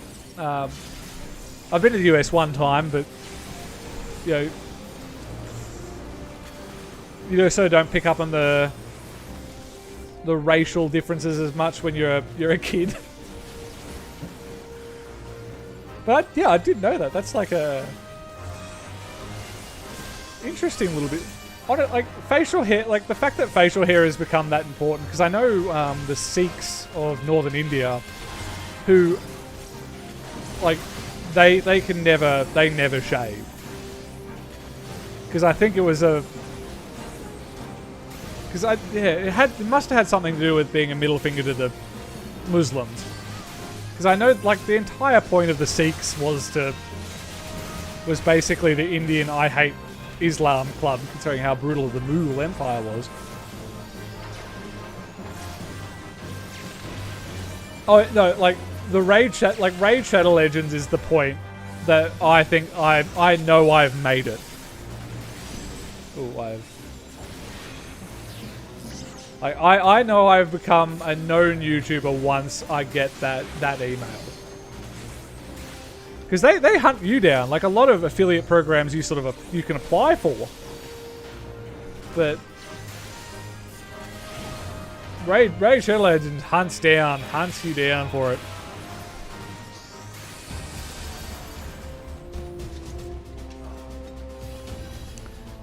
Like 10k is that's some good money. That's some alright money for like a minute of work. That's the annoying, like, sort of interesting thing when it comes to sponsorships, is it's surprisingly little work, but it's also a case of the cost to your brand. Because I think just on a moral level, because I don't play I don't play Raid Shadow Legend, I wouldn't take that sort of sponsorship. I'd probably only want to take sponsorships from people that I'm like, yeah, no, I'd use this. Just out of the moral principle of I'm not here to finagle an audience. Because that's like, I can understand why so many do, because that is life-changing money. But, oh, no, can't do it. And that's, you know, something to clip for the future. But that's hopefully the moral standing I'm trying to hold. But then again, morals are a lot easier to talk about when there's not $1 million in your face.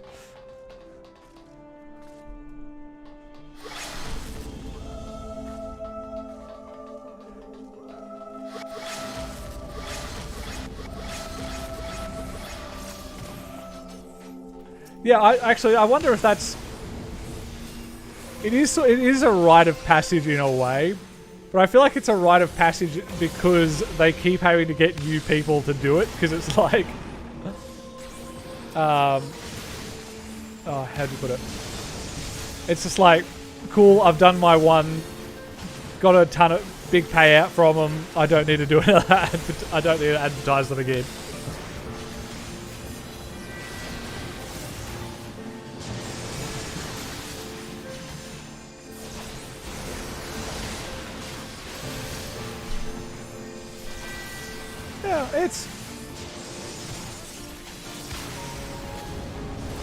It's hard to like blame a lot of YouTubers for taking the deal,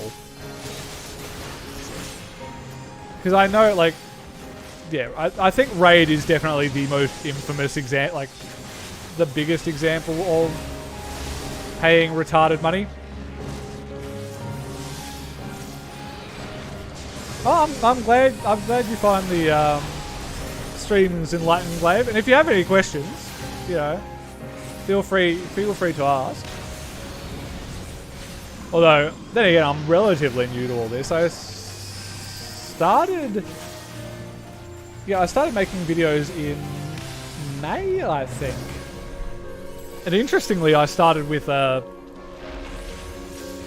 WoW achievement sort of guide, because the way I even still play Classic to a little degree is I try and get as many achievements. Like, I only have one character, but I want, when Wrath of the Lich King Classic comes out, to have as many, like, the most achievement points I possibly can, as a bit of a personal challenge.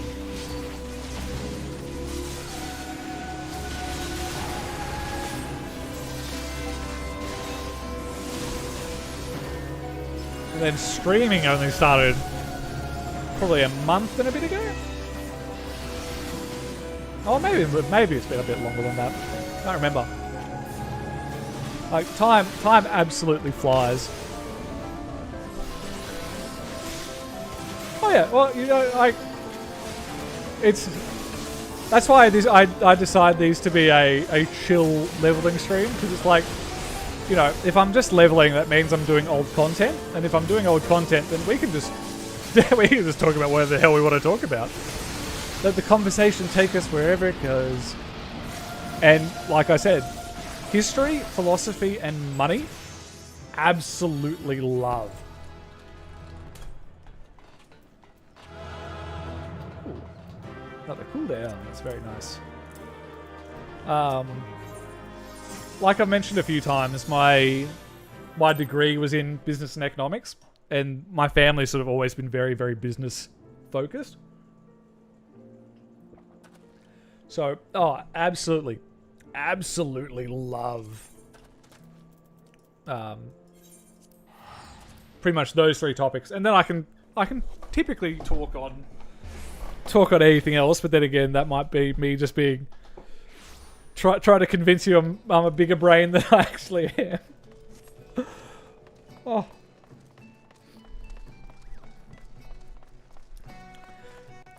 Yeah, I think for a lot of people, especially like if you're at the point, because I'd love to see how Raid Shadow Legends and pretty much anyone would determine how much the stream is worth, or how much the sponsorship is worth, because obviously it would scale based on how many people you're going to reach. Because like 10k, even if it wouldn't be life-changing money, like that covers a really good top of the line gaming PC. Like that's a full setup right there. Although I suppose after taxes. I suppose the question then is how much. Yeah, how much would you be making in total versus? Because I mean, really, you'd probably want to set aside at least 40% for taxes. So what? That's still $6 grand. $6 grand for a good. You could still finagle a pretty solid gaming PC for 6k. And welcome. I'm pretty sure this is the gentleman who was played this. Who was just stood there eternally, Mr. Libsa Laminsa himself.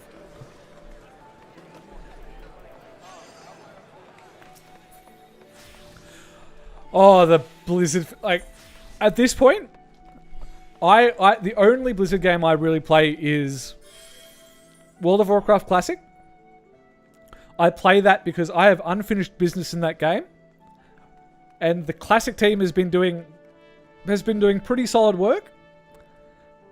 Once the Lich King is dead, then I can be free. Then I'm done with them. Like, I'm not going to be going into the Seasons of Mastery or anything like that. At that point, I have finished Blizzard, effectively.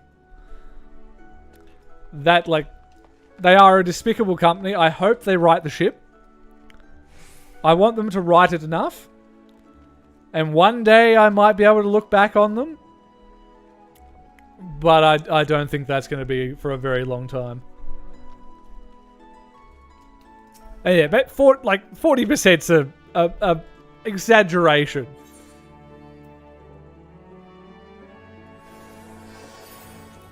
But yeah, maybe you want to be safe. Then again, I think if you're at that point of, I'm just going to close my window. My house is like built in a way that like once the sun gets onto the other side of the horizon, it's just streams in. Yeah, 40%'s a bit elaborate, but then again, I think at that point of YouTubing, when you're big enough to get 10k sponsorships, then you make a company, have all the sponsorships go to the company as a measure of income, because then you can write off, computers and games and everything as expenses, and then you just have all the profit from the business go to you as a dividend. But you make sure you just pay all of the business taxes, because then you have 100% franking, and because all tax is based on the concept that no money should be taxed twice, then you get the dividends at company tax rates instead of personal tax rates, which are lower. Like I said, business, money, that's my jam. And I think the big thing as well when it comes to the Lich King and Arthas is like the guild I'm a part of is top notch. Like I've been raiding with them since the early days of Classic WoW, like Molten Core. They are absolute legends. They're also quality raiders. Like at the moment we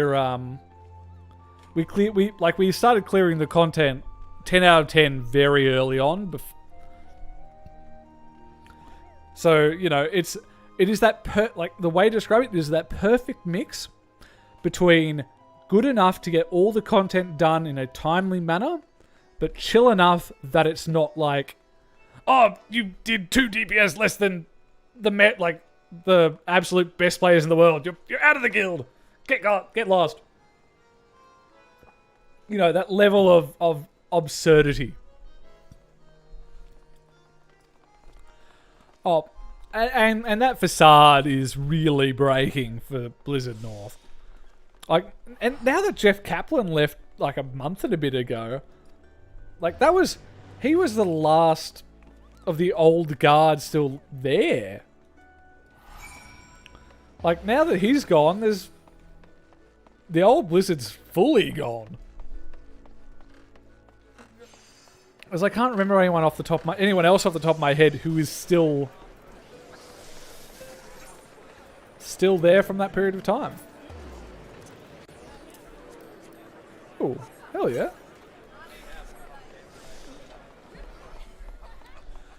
Oh yeah, no, I think... And this goes back to what we were sort of talking about earlier, where it's just like, I would never have the chat enabled in a World of Warcraft related stream. Then again, I probably won't stream much WoW, although I will put a caveat to that. I think when Wrath of the Lich King Classic comes out, I will probably stream that entire leveling process, because I pull, like when the Burning Crusade came out, I was like 7 a.m. to midnight, Wednesday through Saturday to finally get to level 70. That was a process.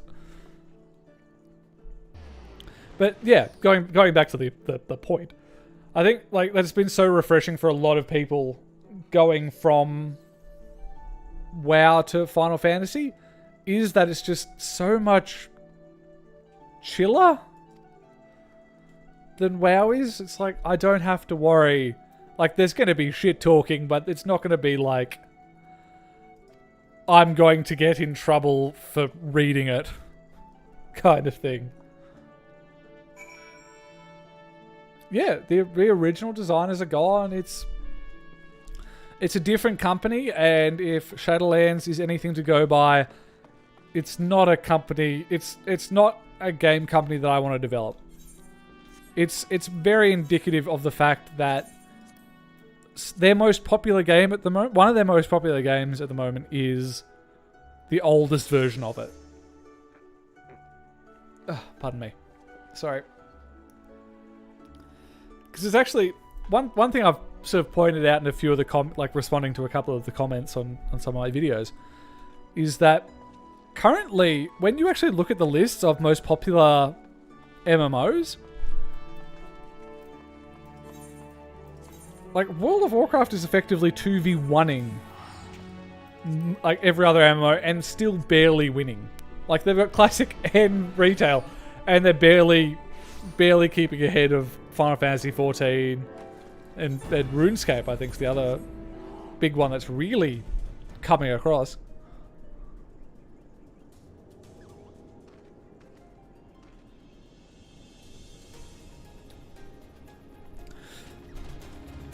Ooh, I didn't... That's actually quite clever, Gravedigger. Yeah, like, that's...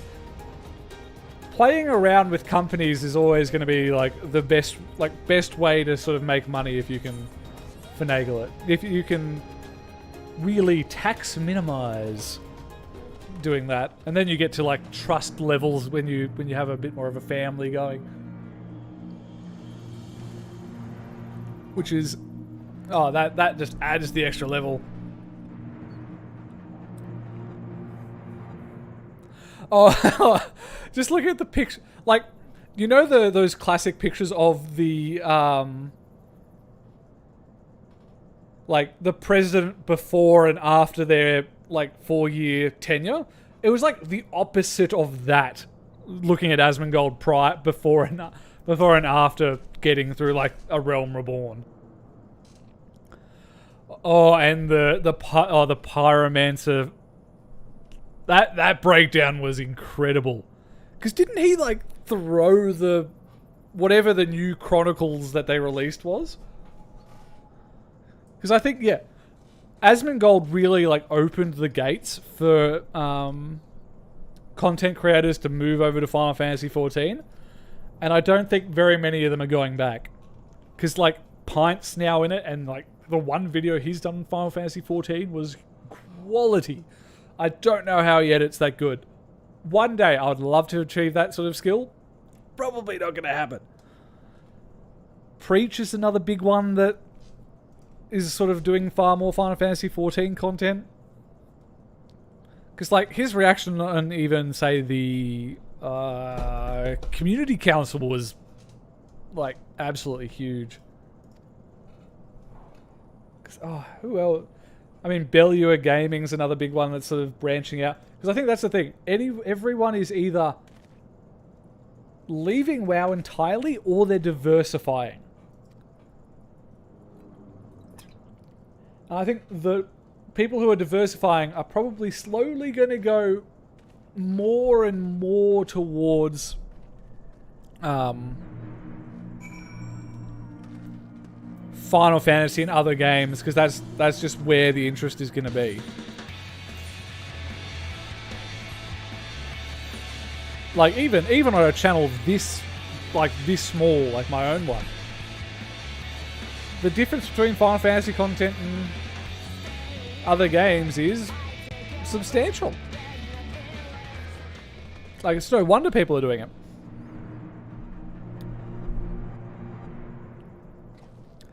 Oh yeah, like, I think the biggest thing with WoW is that there was just so much built up, like, there was the sunk cost fallacy that people had invested so much into it that it was almost it was impossible to get out of. But then Blizzard just had two bad expansions. Like, the saving grace after each of their bad expansions in the past was a really good one. Mists of Pandaria was actually really good. Legion, absolutely fantastic. I still remember very fond memories of even Mythic raiding back then, with a lot of my like actual real life friends. But then BFA was trash, and then it was like I gave up on that one real early, and then Shadowlands came out, and it launched really well. It launched really nicely, and then everyone hit this big wall and went, "Oh, this is actually shit."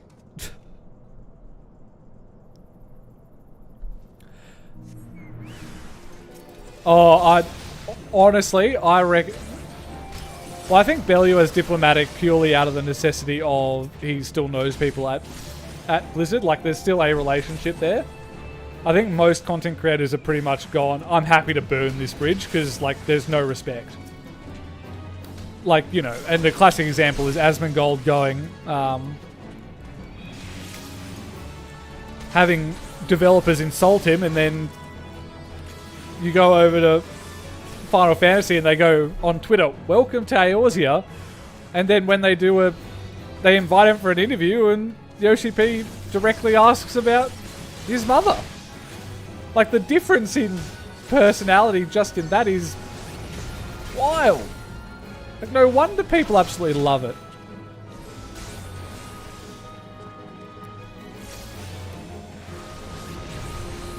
Oh, hey, hello again, Power. Welcome to just... Honestly, welcome to the Endwalker waiting room. Oh, just a week. And I think I made it in the community post. I don't know how many people actually see it, but I probably won't stream next week just because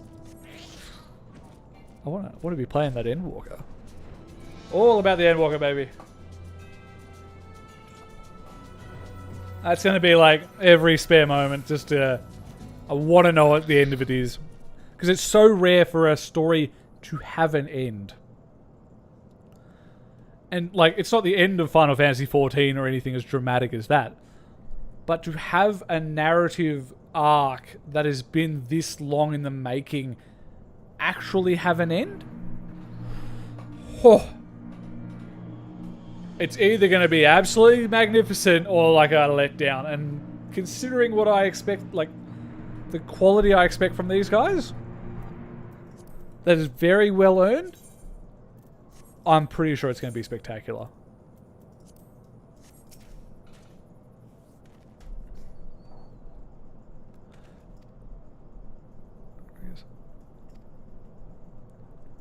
Oh no, there's no doubt I'm going to be recording pretty much all of it, which I'll probably like.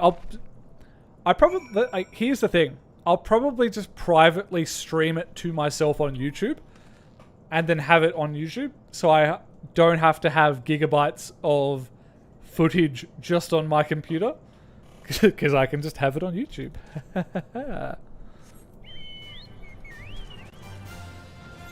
Oh, like. At this point, it really feels like WoW is trying to steal as much as they can. Like, you know, you have Endwalker, and then what's the 9.2? It's called Eternity's End, I think.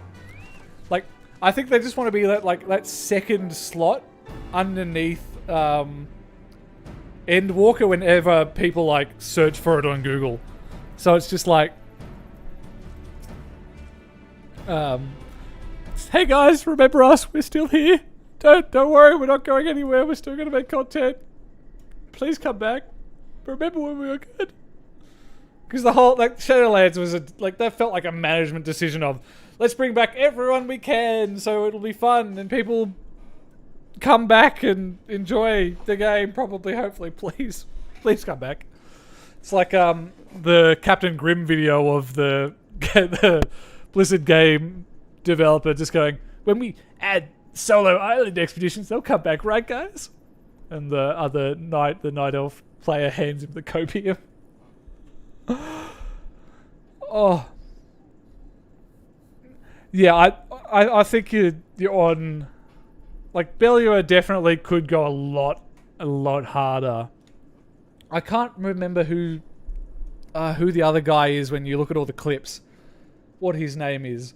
But he's a pretty good foil for him, because he goes a little bit harder. But they definitely could be a bit better on it.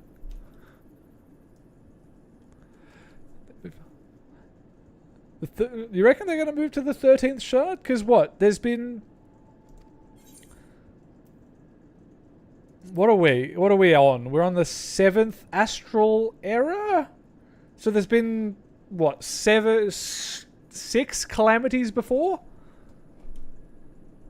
I think. So you've got 6 calamities on 13 shards, so there's like another 7 odd calamities to go. Because I think the source technically counts as 1. Then again, I'm gonna sit down and do a lot more reading, figure it out.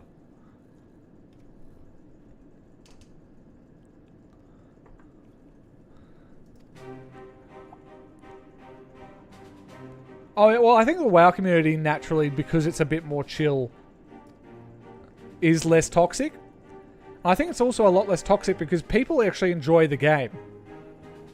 Like, the devs listen. There's nothing to complain about. Like, I don't have to be angry at the game while I'm playing, because if I'm angry at the game, I'm going to be generally in an angrier mood, so of course I'm going to be more toxic. And, 7 calamities, okay, yep. Yeah, I was trying to remember if we avoided the 8th or the 7th in Shadowbringers.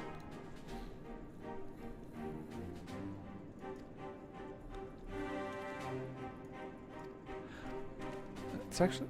Also, like... So was there a calamity prior to the first Umbral era? Because I thought it was like universe creation, first astral era, then it went into the first Umbral. Like, it went, you know, astral, calamity, umbral, astral. There wasn't like a calamity in...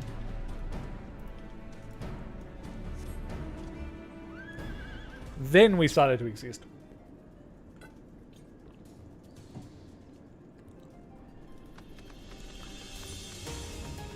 Well, I'll be very interested to see what the end days are in this case, considering it's probably not going to be as... well...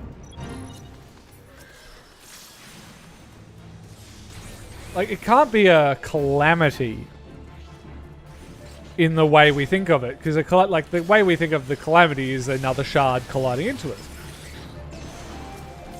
and that doesn't sound like it's going to happen. It sounds like it's going to be a far more artificial end of days. Oh, okay. Oh, that makes more sense.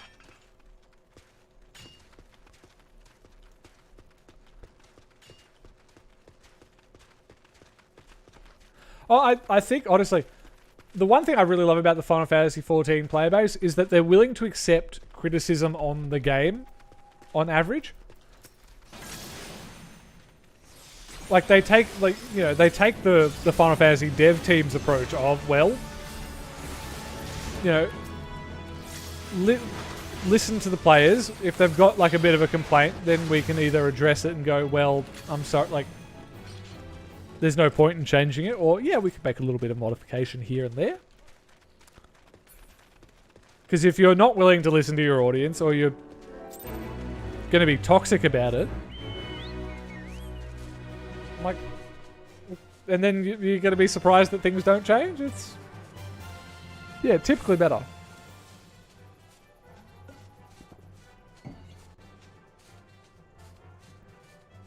Oh yeah, of course.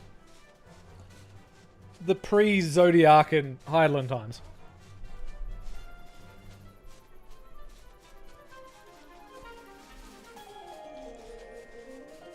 Well, I suppose that's the question. Here's the thought experiment then. Can Hydaelyn be sundered? Because, you know, the original sundering was for Zodiac. Like, what happens if we break apart Hydaelyn? Because then that's a lot of shards going all over the place. And things are probably going to get very confusing.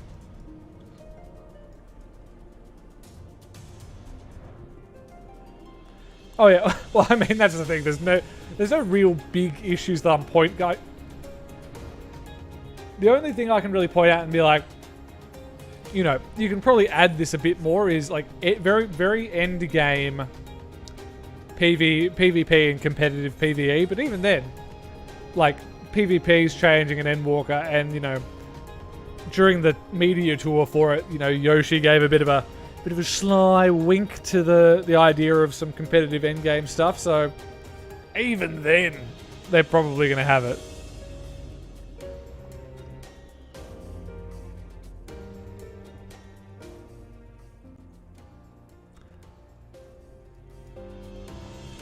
Yeah.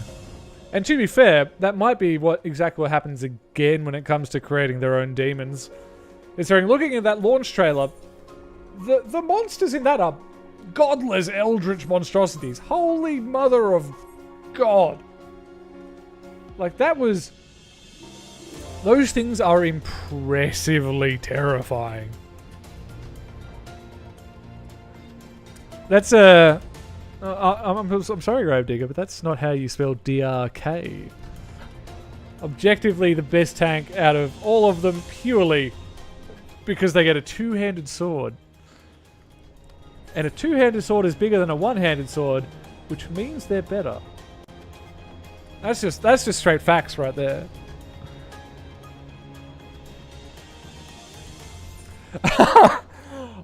Honestly, I wouldn't mind if that, like, we tell her to take a joke, like, that's the ending. And that's exactly how we say it. It's like, yeah, listen, mate, not about it. You can...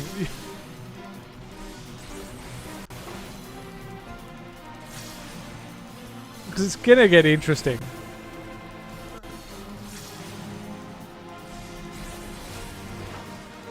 Yeah, well, to give some points to credit, or some like, credit to Blizzard when it comes to criticism.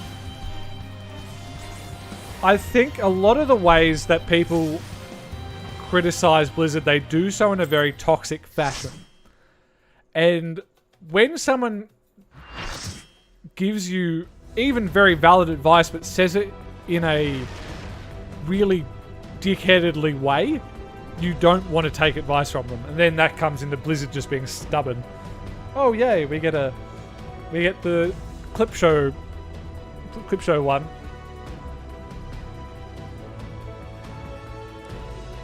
Ooh. Ah, hey, my generic. Gunbreaker's good. I think I might have to give Gunbreaker a bit more of a go when they change the continuation and other thing to like both being a combo set. So I can just press 4 and 5, because that could be really fun.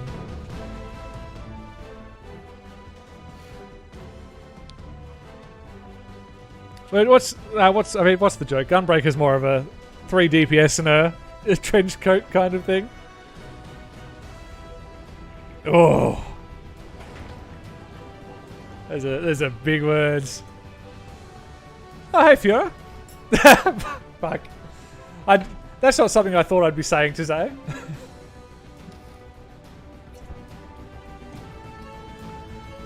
Oh, like how tone deaf Blizzard has become is incredible. I mean, that's what happens when you fire all your community managers. Of course it's going to be bloody terrible.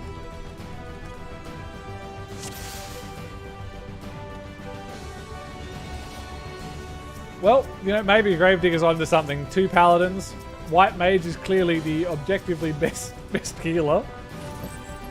And then DPS is up for debate. Yep, but I mean, honestly, I love getting Praetorium because it's just so much XP and I can get so many chores done in the meantime. Especially because all the content's front-loaded. Like, after you get past the segment where you ride the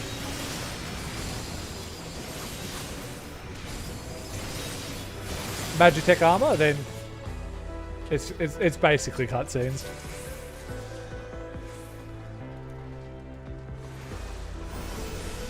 Yeah, well, exactly right. Generic name. That's just like a surprised Pikachu face at the end of it. Who would have guessed? Yeah, actually, you raise a really good point, Grave. It's everything in Final Fantasy feels balanced. Like, of all the classes, I haven't obviously played all the classes, but all of them feel like they're very unique. Like, you know, everyone has like a standard sort of rotation here and there. But everyone has a very unique aesthetic, unique play style, and it feels balanced. I've never felt underpowered playing any of the classes. No, and especially the tanks, because like I absolutely love tanking in Final Fantasy. Absolutely love it.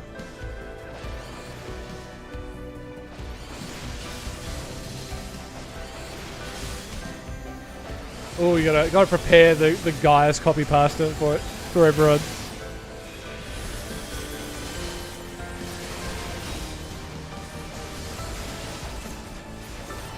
Oh no, like you can't do Praetorium and not have something on the second monitor. Like, you know, after the 50th time going through this place, it's just eventually you gotta be doing something else. I think it's also very easy to get into each of the classes. Like, it's pretty self-explanatory what everything goes when you read all the tooltips. Especially, like, you know, you go into a red mage, you start at level 50, you have an absolute ton of skills.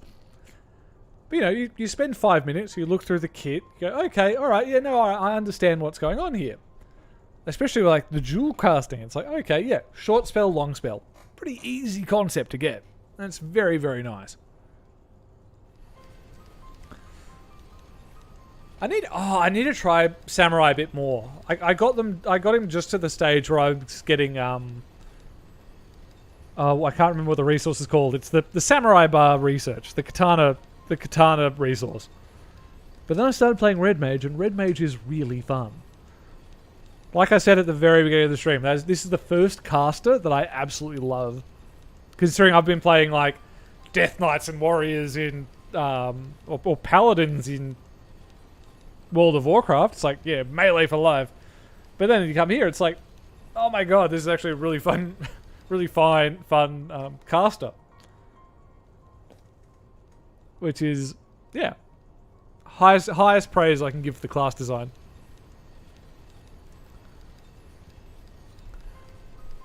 I absolutely love progressing as a tank, and thankfully I realized very early on just like how the aggro just doesn't work as much. Or like, it's a lot easier to maintain aggro, which is the biggest thing, so I can focus on mitigation, which is the big thing that I absolutely love about tanking is, you know, actually doing the tanking bit.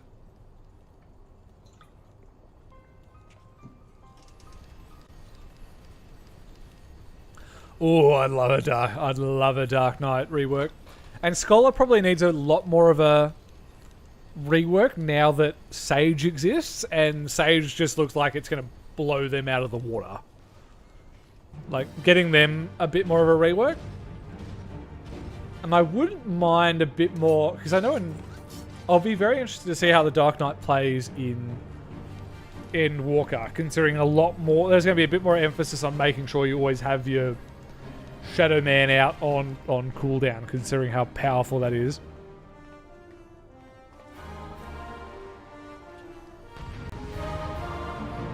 I mean, Reaper for quest completion, and the Reaper does look pretty, like, it's one of those things that, don't get me wrong, it's an edgy aesthetic, but there are some points in your life that you just have to accept, you know, maybe the Green Day Linkin Park phase wasn't as bad as you think it was.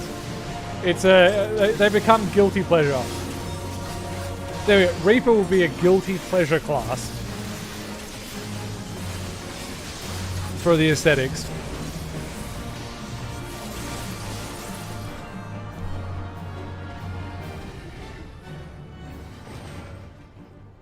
Oh, I didn't realize. Like, I knew the samurai rotation was going to be a bit complicated, considering you had the three, like, I don't know whatever they had, like chakras.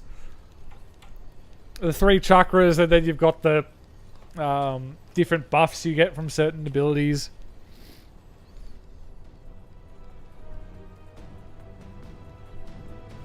Oh yeah, isn't Black Mage the most selfish DPS, considering you just like stand in the power circle and just shoot things at the bad guys?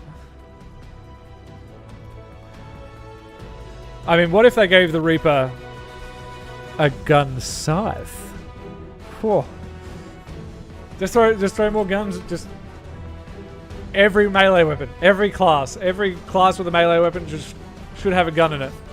This rapier, that's there's gun potential here.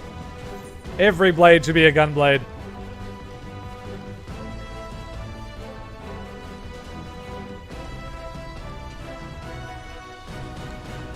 Oh bloody hell! That would certainly explain the Gravedigger name.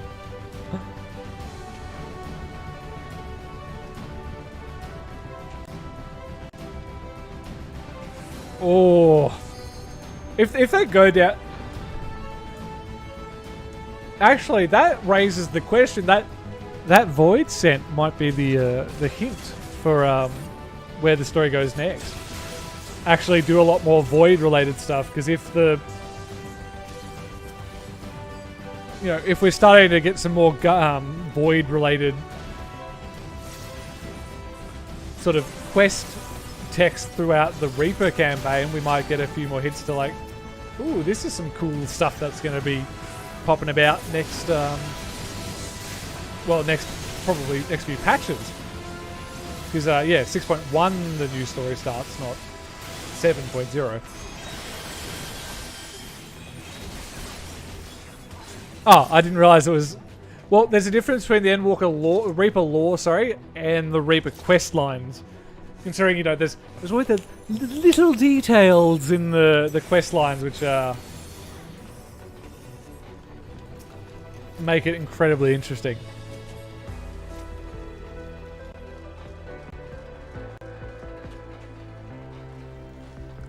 Oh yeah, I absolutely love that lore about the Garleans as well. The fact that they just couldn't use magic, got bullied so much, and so their workaround was just like, alrighty, we'll just make machines.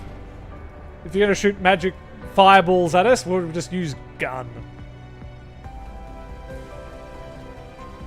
Because that's always the point where I've found pretty much like in all the settings where they do the magic versus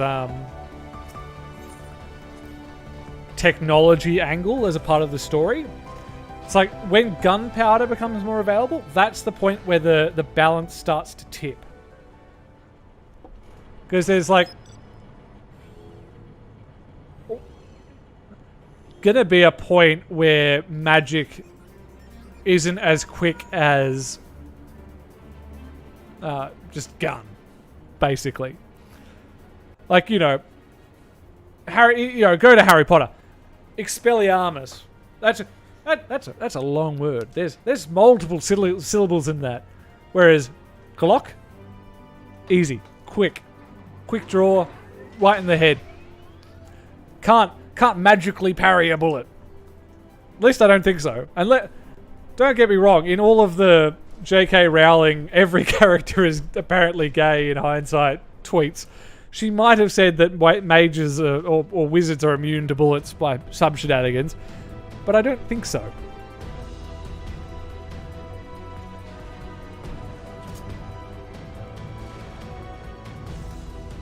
Oh, that's a connection generic name. I want to say that's just because Void, like, it's a more of a general Void aesthetic. Although it would be wild if they just literally pulled a throne out of the Void Arc.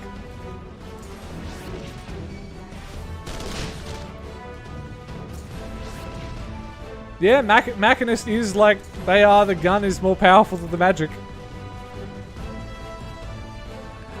I think actually that's one thing I do really appreciate about this world is it's like, they make technology and magic not mutually exclusive, because it makes a lot of sense. Of course, like, you know, not everyone's a mage, but everyone can benefit from magic and technology. So of course, like, magic is such a convenient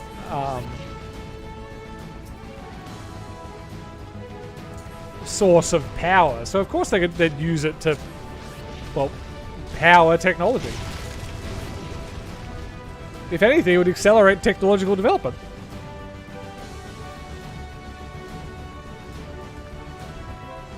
But even then, then again, really, that just might be the case that instead of gunpowder, you use magic powder.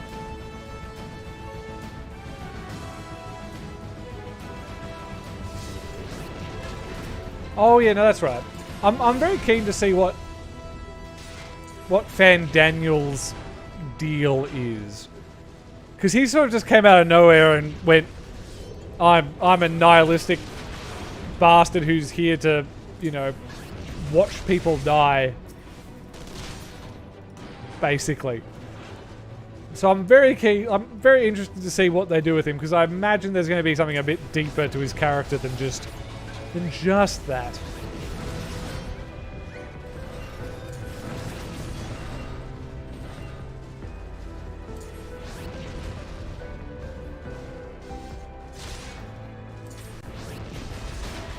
Yeah, I need to get used to monetization rules, because I know that, like, there's varying degrees of monetization, where a lot of them you can actually, they're like half monetized to you and half monetized to the creator of some of the music.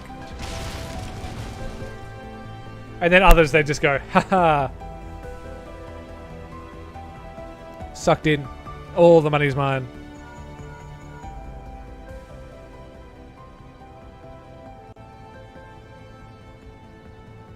Well, I mean, at the moment, any of the monetization stuff doesn't really matter, because I haven't got the 1,000 subs to monetize. So, at this point, what's the? I think the old saying was, trying to remember. There's a point where you get too big to be pirate radio, but I'm not at that stage yet. Yep, I can use copyrighted stuff with wild abandon. But I'll have to check out a lot, some of your stuff post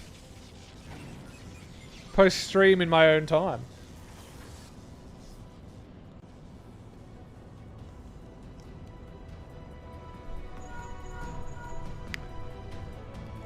And they're like he's obviously Fandango obviously very nihilistic, but it's just surely there must be something else. Like, you know, a bit of a backstory of what pushed him to that point would be nice.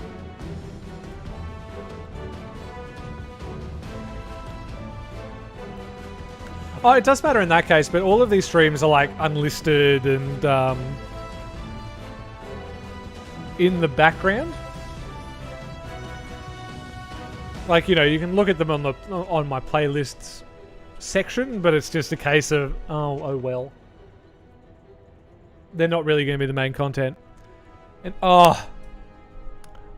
I honestly, not swearing, it is like speaking in you speak. It is incredibly difficult to self-censor myself a lot of the time. And even then, like, you've already heard me swear a couple of times during this stream. You know, like, some of them sneak through. Which is why I don't mind. It's a lot easier when I've scripted it. You know, you can very easily edit out swear words. But, you know, when you're live, it's like, I have to bite my tongue. Let me... Especially the C word. Like, you know, Australia, that's just part and parcel. Everywhere else, not as much. I should definitely take him up on cultural suppression on that one.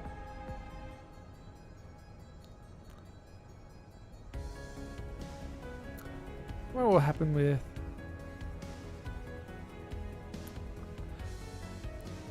Oh yeah, was there a void? Yeah, oh, what was it? I think it might have actually been you, Power, who mentioned that if you do all the role quests in Shadowbringers, there's like a quest line after them that has to do with the void, which I haven't got around to doing because, like, well,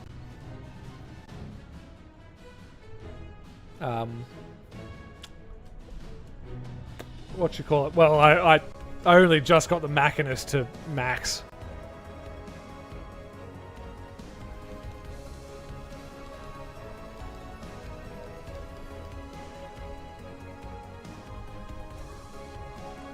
Oh, like, you know, playing Final Fantasy 14 is like, this is a relatively adult game, so it's probably not going to be too bad. I'm pretty sure everyone who watches doesn't mind a little bit of bad language. Animal Crossing, though, fucking hell, like, there's plenty of adults who watch it, but it's definitely a bit more of a children's game. A children's game.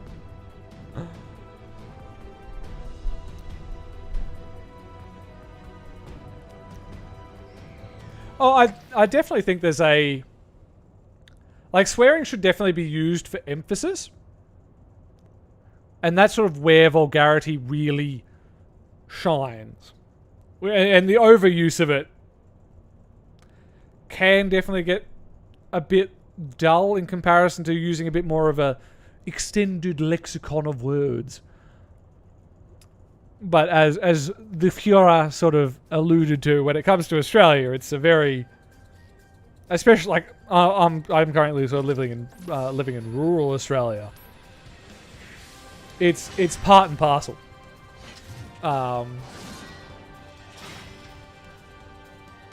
Like it. Yeah. It's a very, very interesting swearing culture.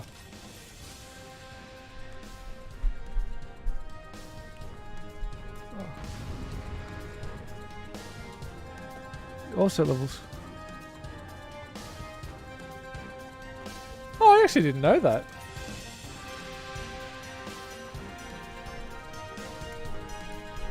Oh yeah, metaphors is a good one to really emphasize annoyance.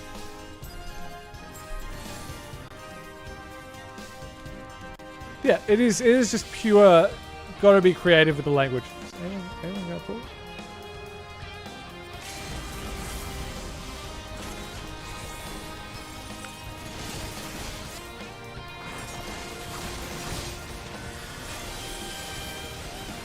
Alright. As a heads up, after this, once Neo's dead and we're in the next thing, I might take another quick break while we're listening to Balsa talk about how he's the best, should rule the world, you know, all that good stuff. Yep, that's just one really big spiky hammer.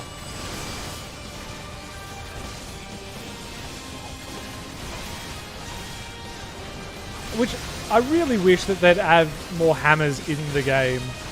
Like, that was really just not a weapon that they used as much. Now, I assume because it's Garlean, that's like a revolver for gun. Because the Garlean's just really... Yeah, gun hammer.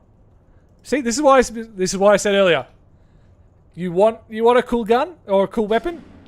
Get a melee weapon, put a gun in it. All you have to do.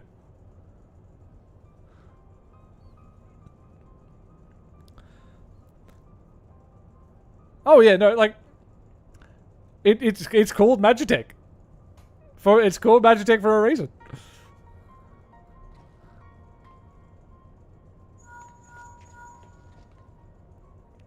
I think the best example of giving someone the third degree without cussing, or even just like the little subtle interactions, is like if you have ever been in an office job, it's just the little middle fingers that you give in emails. Like if you refer to my previous email, or if you're really annoyed, instead of saying kind regards at the bottom of your email, you just say regards. You just see that. If they've gone to the effort of changing their signature, that is when you know they're annoyed with you. Oh. Gun. Now we're hitting like 40k orc levels of we got to get more dagger.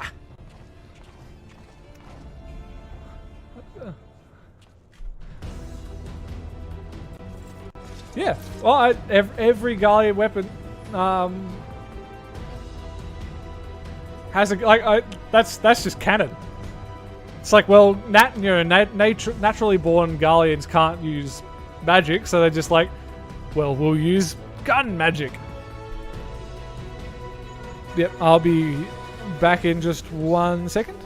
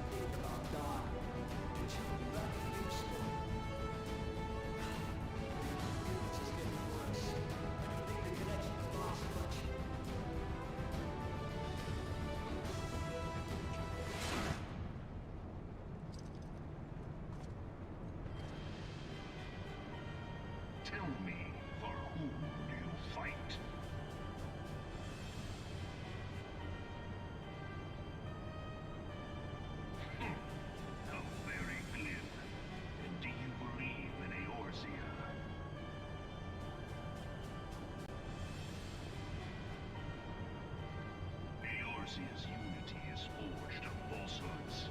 Its city-states are built on deceit, and its faith, instrument of deception. Back, and I did. I didn't even realize I made the Garleans love guns. I'm punning more than I ever thought I would. Oh no, like I don't know if you've ever seen the Rooster Teeth anime Ruby.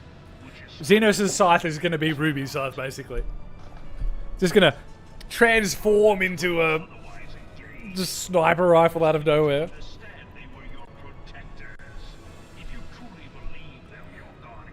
I mean, on principle, I think the classic female, the female in melee scantily clad was meant to distract enemies.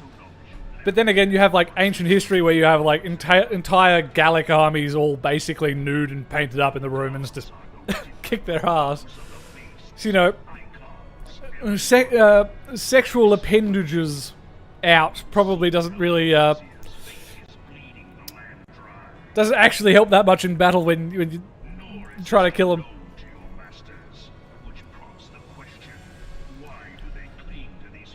Oh, yeah, no. Passive aggressive is probably the best way to put Aussie... I mean, not even Aussie. Is office politics.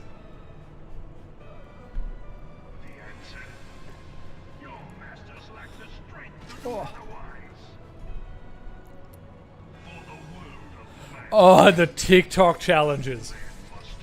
I mean, a lot of respect to you, Power, for actually being a teacher. I remember in college, a lot of the people were studying it. Bloody, like, it is a difficult and underappreciated job. But just looking at videos of TikTok challenges is godless. I think the worst one was one from this year, which I'm trying to remember what the name was. I think it was like Devious Licks or something absolutely stupid, where they just nick stuff out of schools.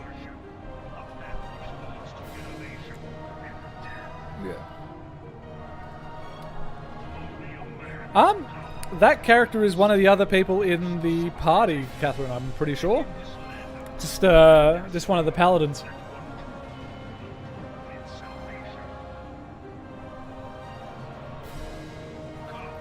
So I assume you're referring to that guy. Yeah, just one of the players, one of the tanks. I think he's doing an alright job. Not 100% sure.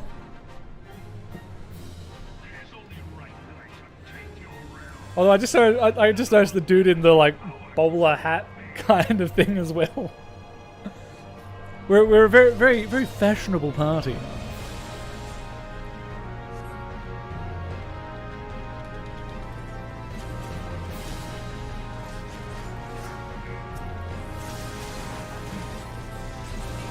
Do you have any cool names? Nah, not any really cool ones.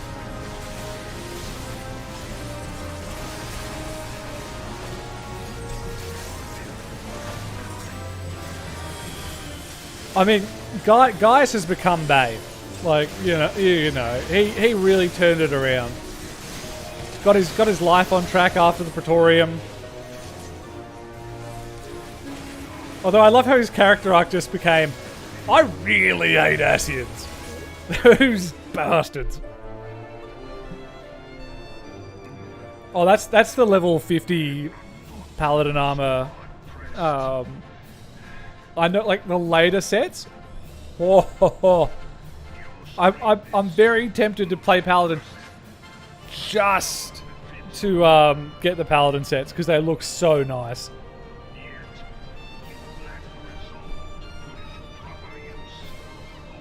Oh, like, I don't know if you were there for it last week, Glaive, when we were doing the Nier Automata ones, but the last raid that we did, there was a guy named Porkchop, and he had the full pig, the full pig outfit. And it's just like, you know, this serious, emotional, like, the final boss, they're throwing buildings and trains at you, and there's just Porkchop running around with I think he had a giant axe. Yeah, I think he was a warrior.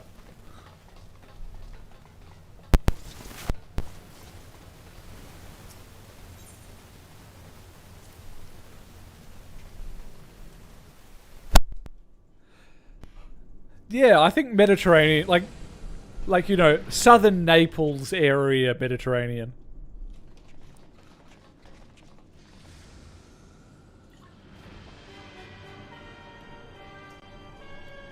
One thing I don't get is why do we let people walk away? We should really just start shooting people in the back.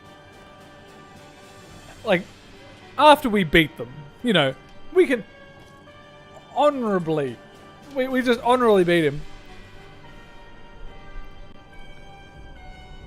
We don't let him just walk away and get into the giant weapon. Hero, to do that which you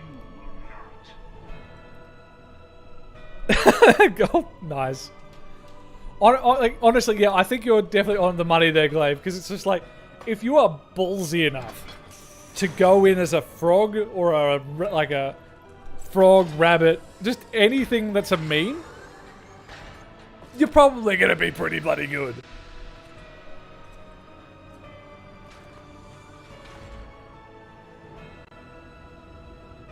Yeah, well, I mean, ultimately, you know, the real end game is the glamour.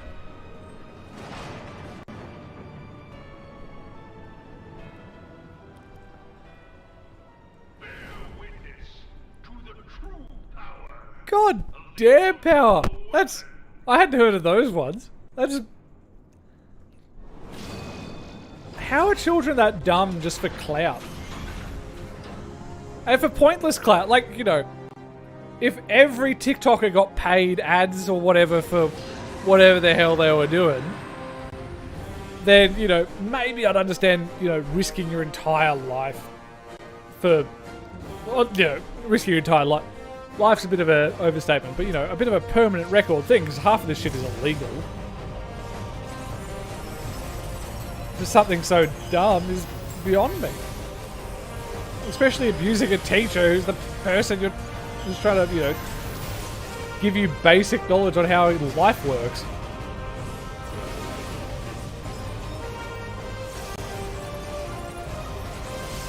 Yeah, Gaius is the rich kid that came to school, bragged about all of the cool things he got for Christmas, and then when someone else went, "Oh, I only got a little bit of things from Santa," he just goes, "Haha, well, I guess Santa loves me more." Something ridiculous like that. I think, yeah, it is kind of anime logic, which is kind of fun in some ways. Like, there's definitely like one of those measure of practicalities to it.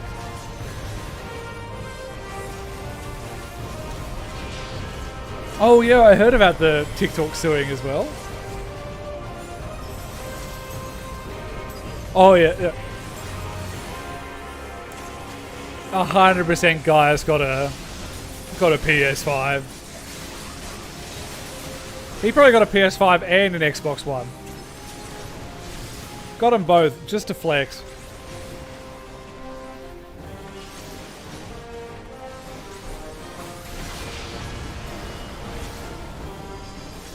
Oh, now that would be good. Although I thought there was basically an Emperor's New thing for all of the slots. Because I imagine that, like, when you say bare glam, do you mean, like, literally nothing? I 100% thought that there was.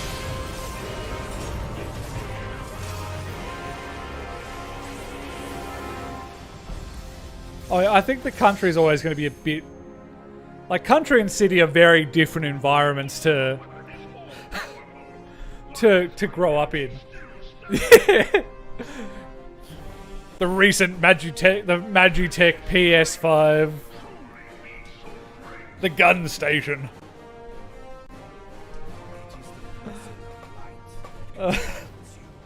I'm just trying to think of what other household objects.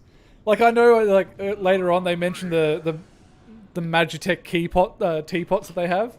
You could throw a gun in that. Tea and gun, the classic British combination. So, this is what empowers him. Ah, okay, that makes sense. As a little aside, I appreciate that they really went to the effort of renaming underwear. Oh, the kitchen gun. That is, it's an older meme, sir, but it checks out. The heart of Sabik. It is the weapon's core.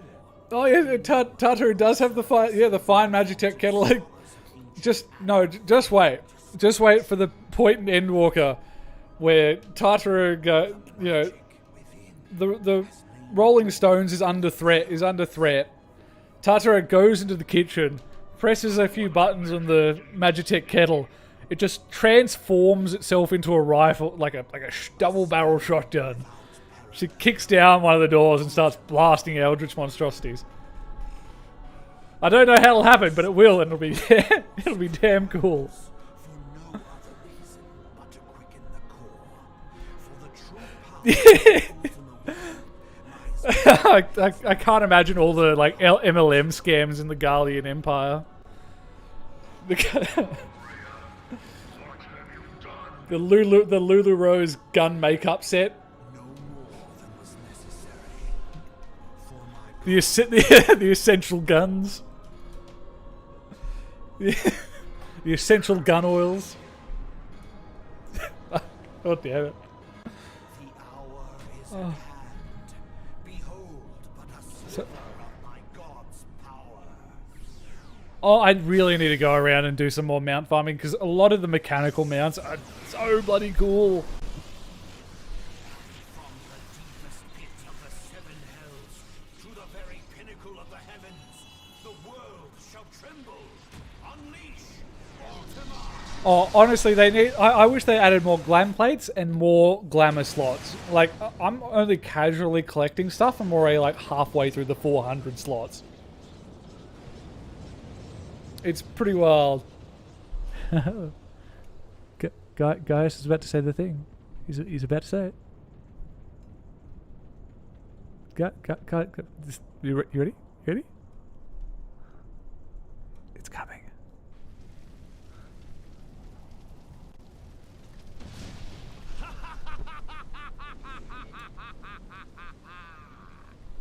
Such devastation! This was not my intention. Yeah, Tartaru not only survives, Champion alive has but she was manipulating Fandaniel from the start. She was in fact the last unsundered Nassian. Your enemy's shield is broken. Oh, I think the big thing with how gunblades work in these games is you can offset it by saying that the metals involved change how the balancing works, which is always the issue with gun blades in real life.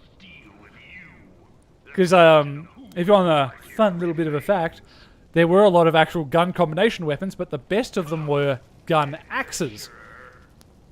Because an axe at the end of the gun let it actually be balanced properly. So there's actually a lot of especially Polish and Russian, like that Eastern European area, there are a lot of gun axes. And they look dope as hell. See the line, guys. That is such a quality Simpsons meme.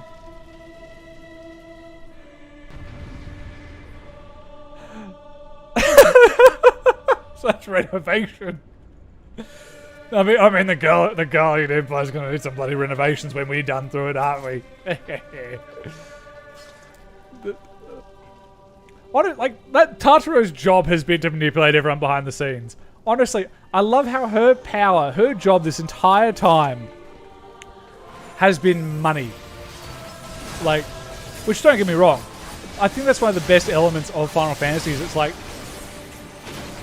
of course money's important. And they sort of keep mentioning the fact that, you know, the material components of war, kind of an important thing to take into consideration. And Tartaru is a great logistician. That's her magic power. Now she just needs to like learn how to summon properly so she can summon a good assistant to do logistics with. If she can do that, then she should be unstoppable.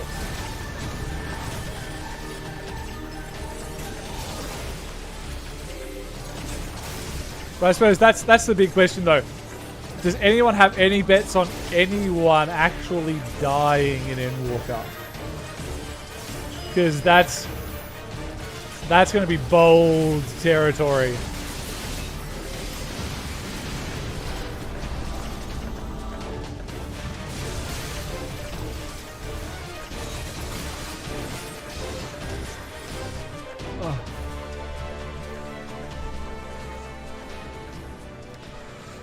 Oh, ho, ho, ho.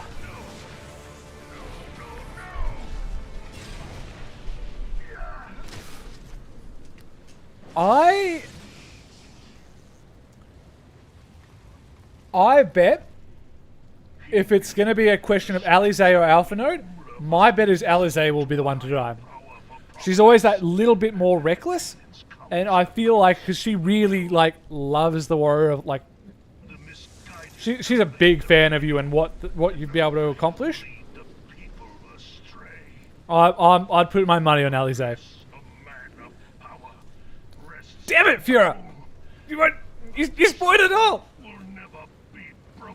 I want Dumbledore to last the end. I cannot believe you've done this.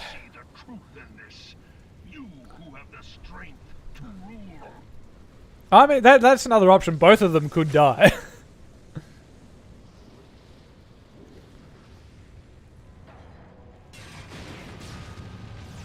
Ooh. Yeah, I reckon Thancred will die, but we'll see him go into the arm, like, you know. I reckon Thancred's gonna sort of quote unquote die, but like effectively go and be with Minfilia and be like a part of that light thing. I reckon Alizé and probably like, of all the city leaders, I think it's probably going to be like maybe Roban. I don't think they'll kill any of the other like the actual leaders, but I wouldn't be surprised if they killed him off. And still, you failed. So much for the glory of man.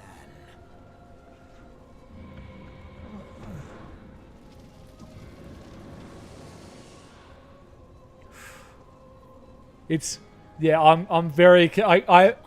Whoever got like the thing. Whoever goes. Must be redressed. I'm not going to be too happy with. To worsen the very laws of existence.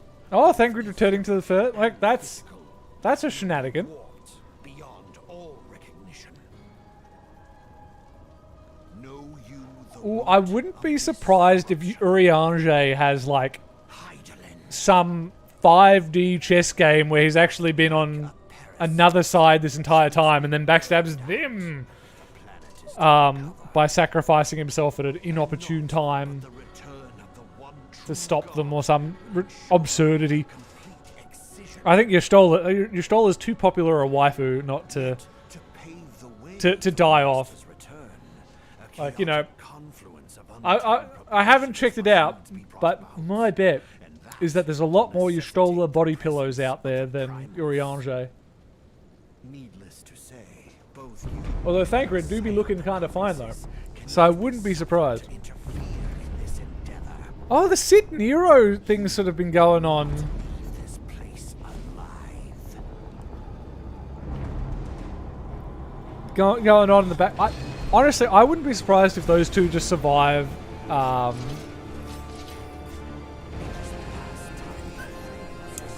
Just to keep the buddy comedy going. Well, yeah, Y'shtola is on borrowed time, but I wouldn't be surprised if we pull some animation shenanigans and go and find more time. Go to the time bank and take a loan.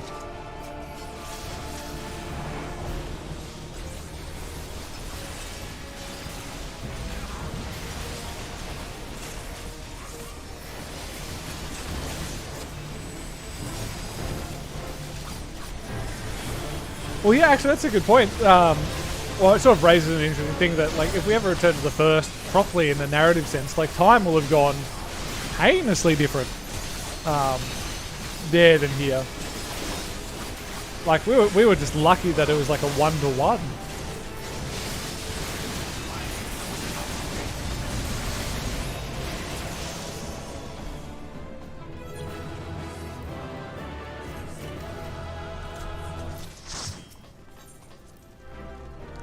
Ah, yes, all of that.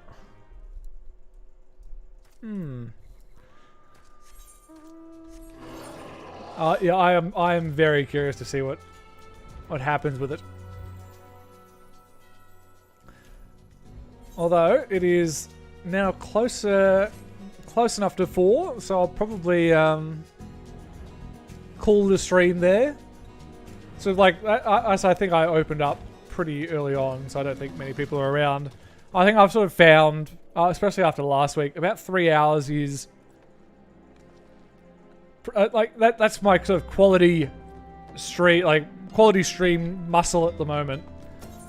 So I'll definitely start to do a lot more streaming into the new year, and probably have a bit of a longer set. But for now, nice chill 3 hours. There won't be a. I'll put a stream reminder for the next one, which will be not next week, but the week after. Same time on the Sunday. So, you know, I'll put a community post out about it at some point. I don't know how many of you guys actually see those, but, you know, they get likes, and if you do like those, thank you very much for it. But, yeah, you know, I think you have to go specifically looking at the live streams to set a reminder. But, no, it's an absolute pleasure to have you guys around and chat with you as well. Honestly, keeping up with it and getting the steady growth that I have, I think I will rue the day when I am large enough that I can't have these kinds of mad chats. Because, like, yeah. That's the advantage of these smaller sort of streams. You know, 7 to 10 people is so the average. Really good fun. It's literally just a couple of mates talk, like, just having mad chats. Refreshing. Might have to probably do a longer birthday stream, whenever it is next year. Crack open some gin, have a bit more of a fun one. But yeah, I'll see you guys in 2 weeks. Thank you all again for coming onto the stream, and I'm praying for a stable launch, but I'm sure the next time we all can get together, we'll have some stories of Endwalker to tell. I might have to have a big spoiler warning on the title. Oh yeah, no, 100%. Gravedigger makes a very good point. If you are interested in the Discord, it's probably going to be pretty slow for now as everything's building up, especially going to the Christmas period. The last video I have has the Discord link in it, and all future videos. Plus, I'll probably get like stream elements or something and take it all a bit more seriously. But until then, I hope to see you on the Discord next stream or just on a future video. Have a good week, guys.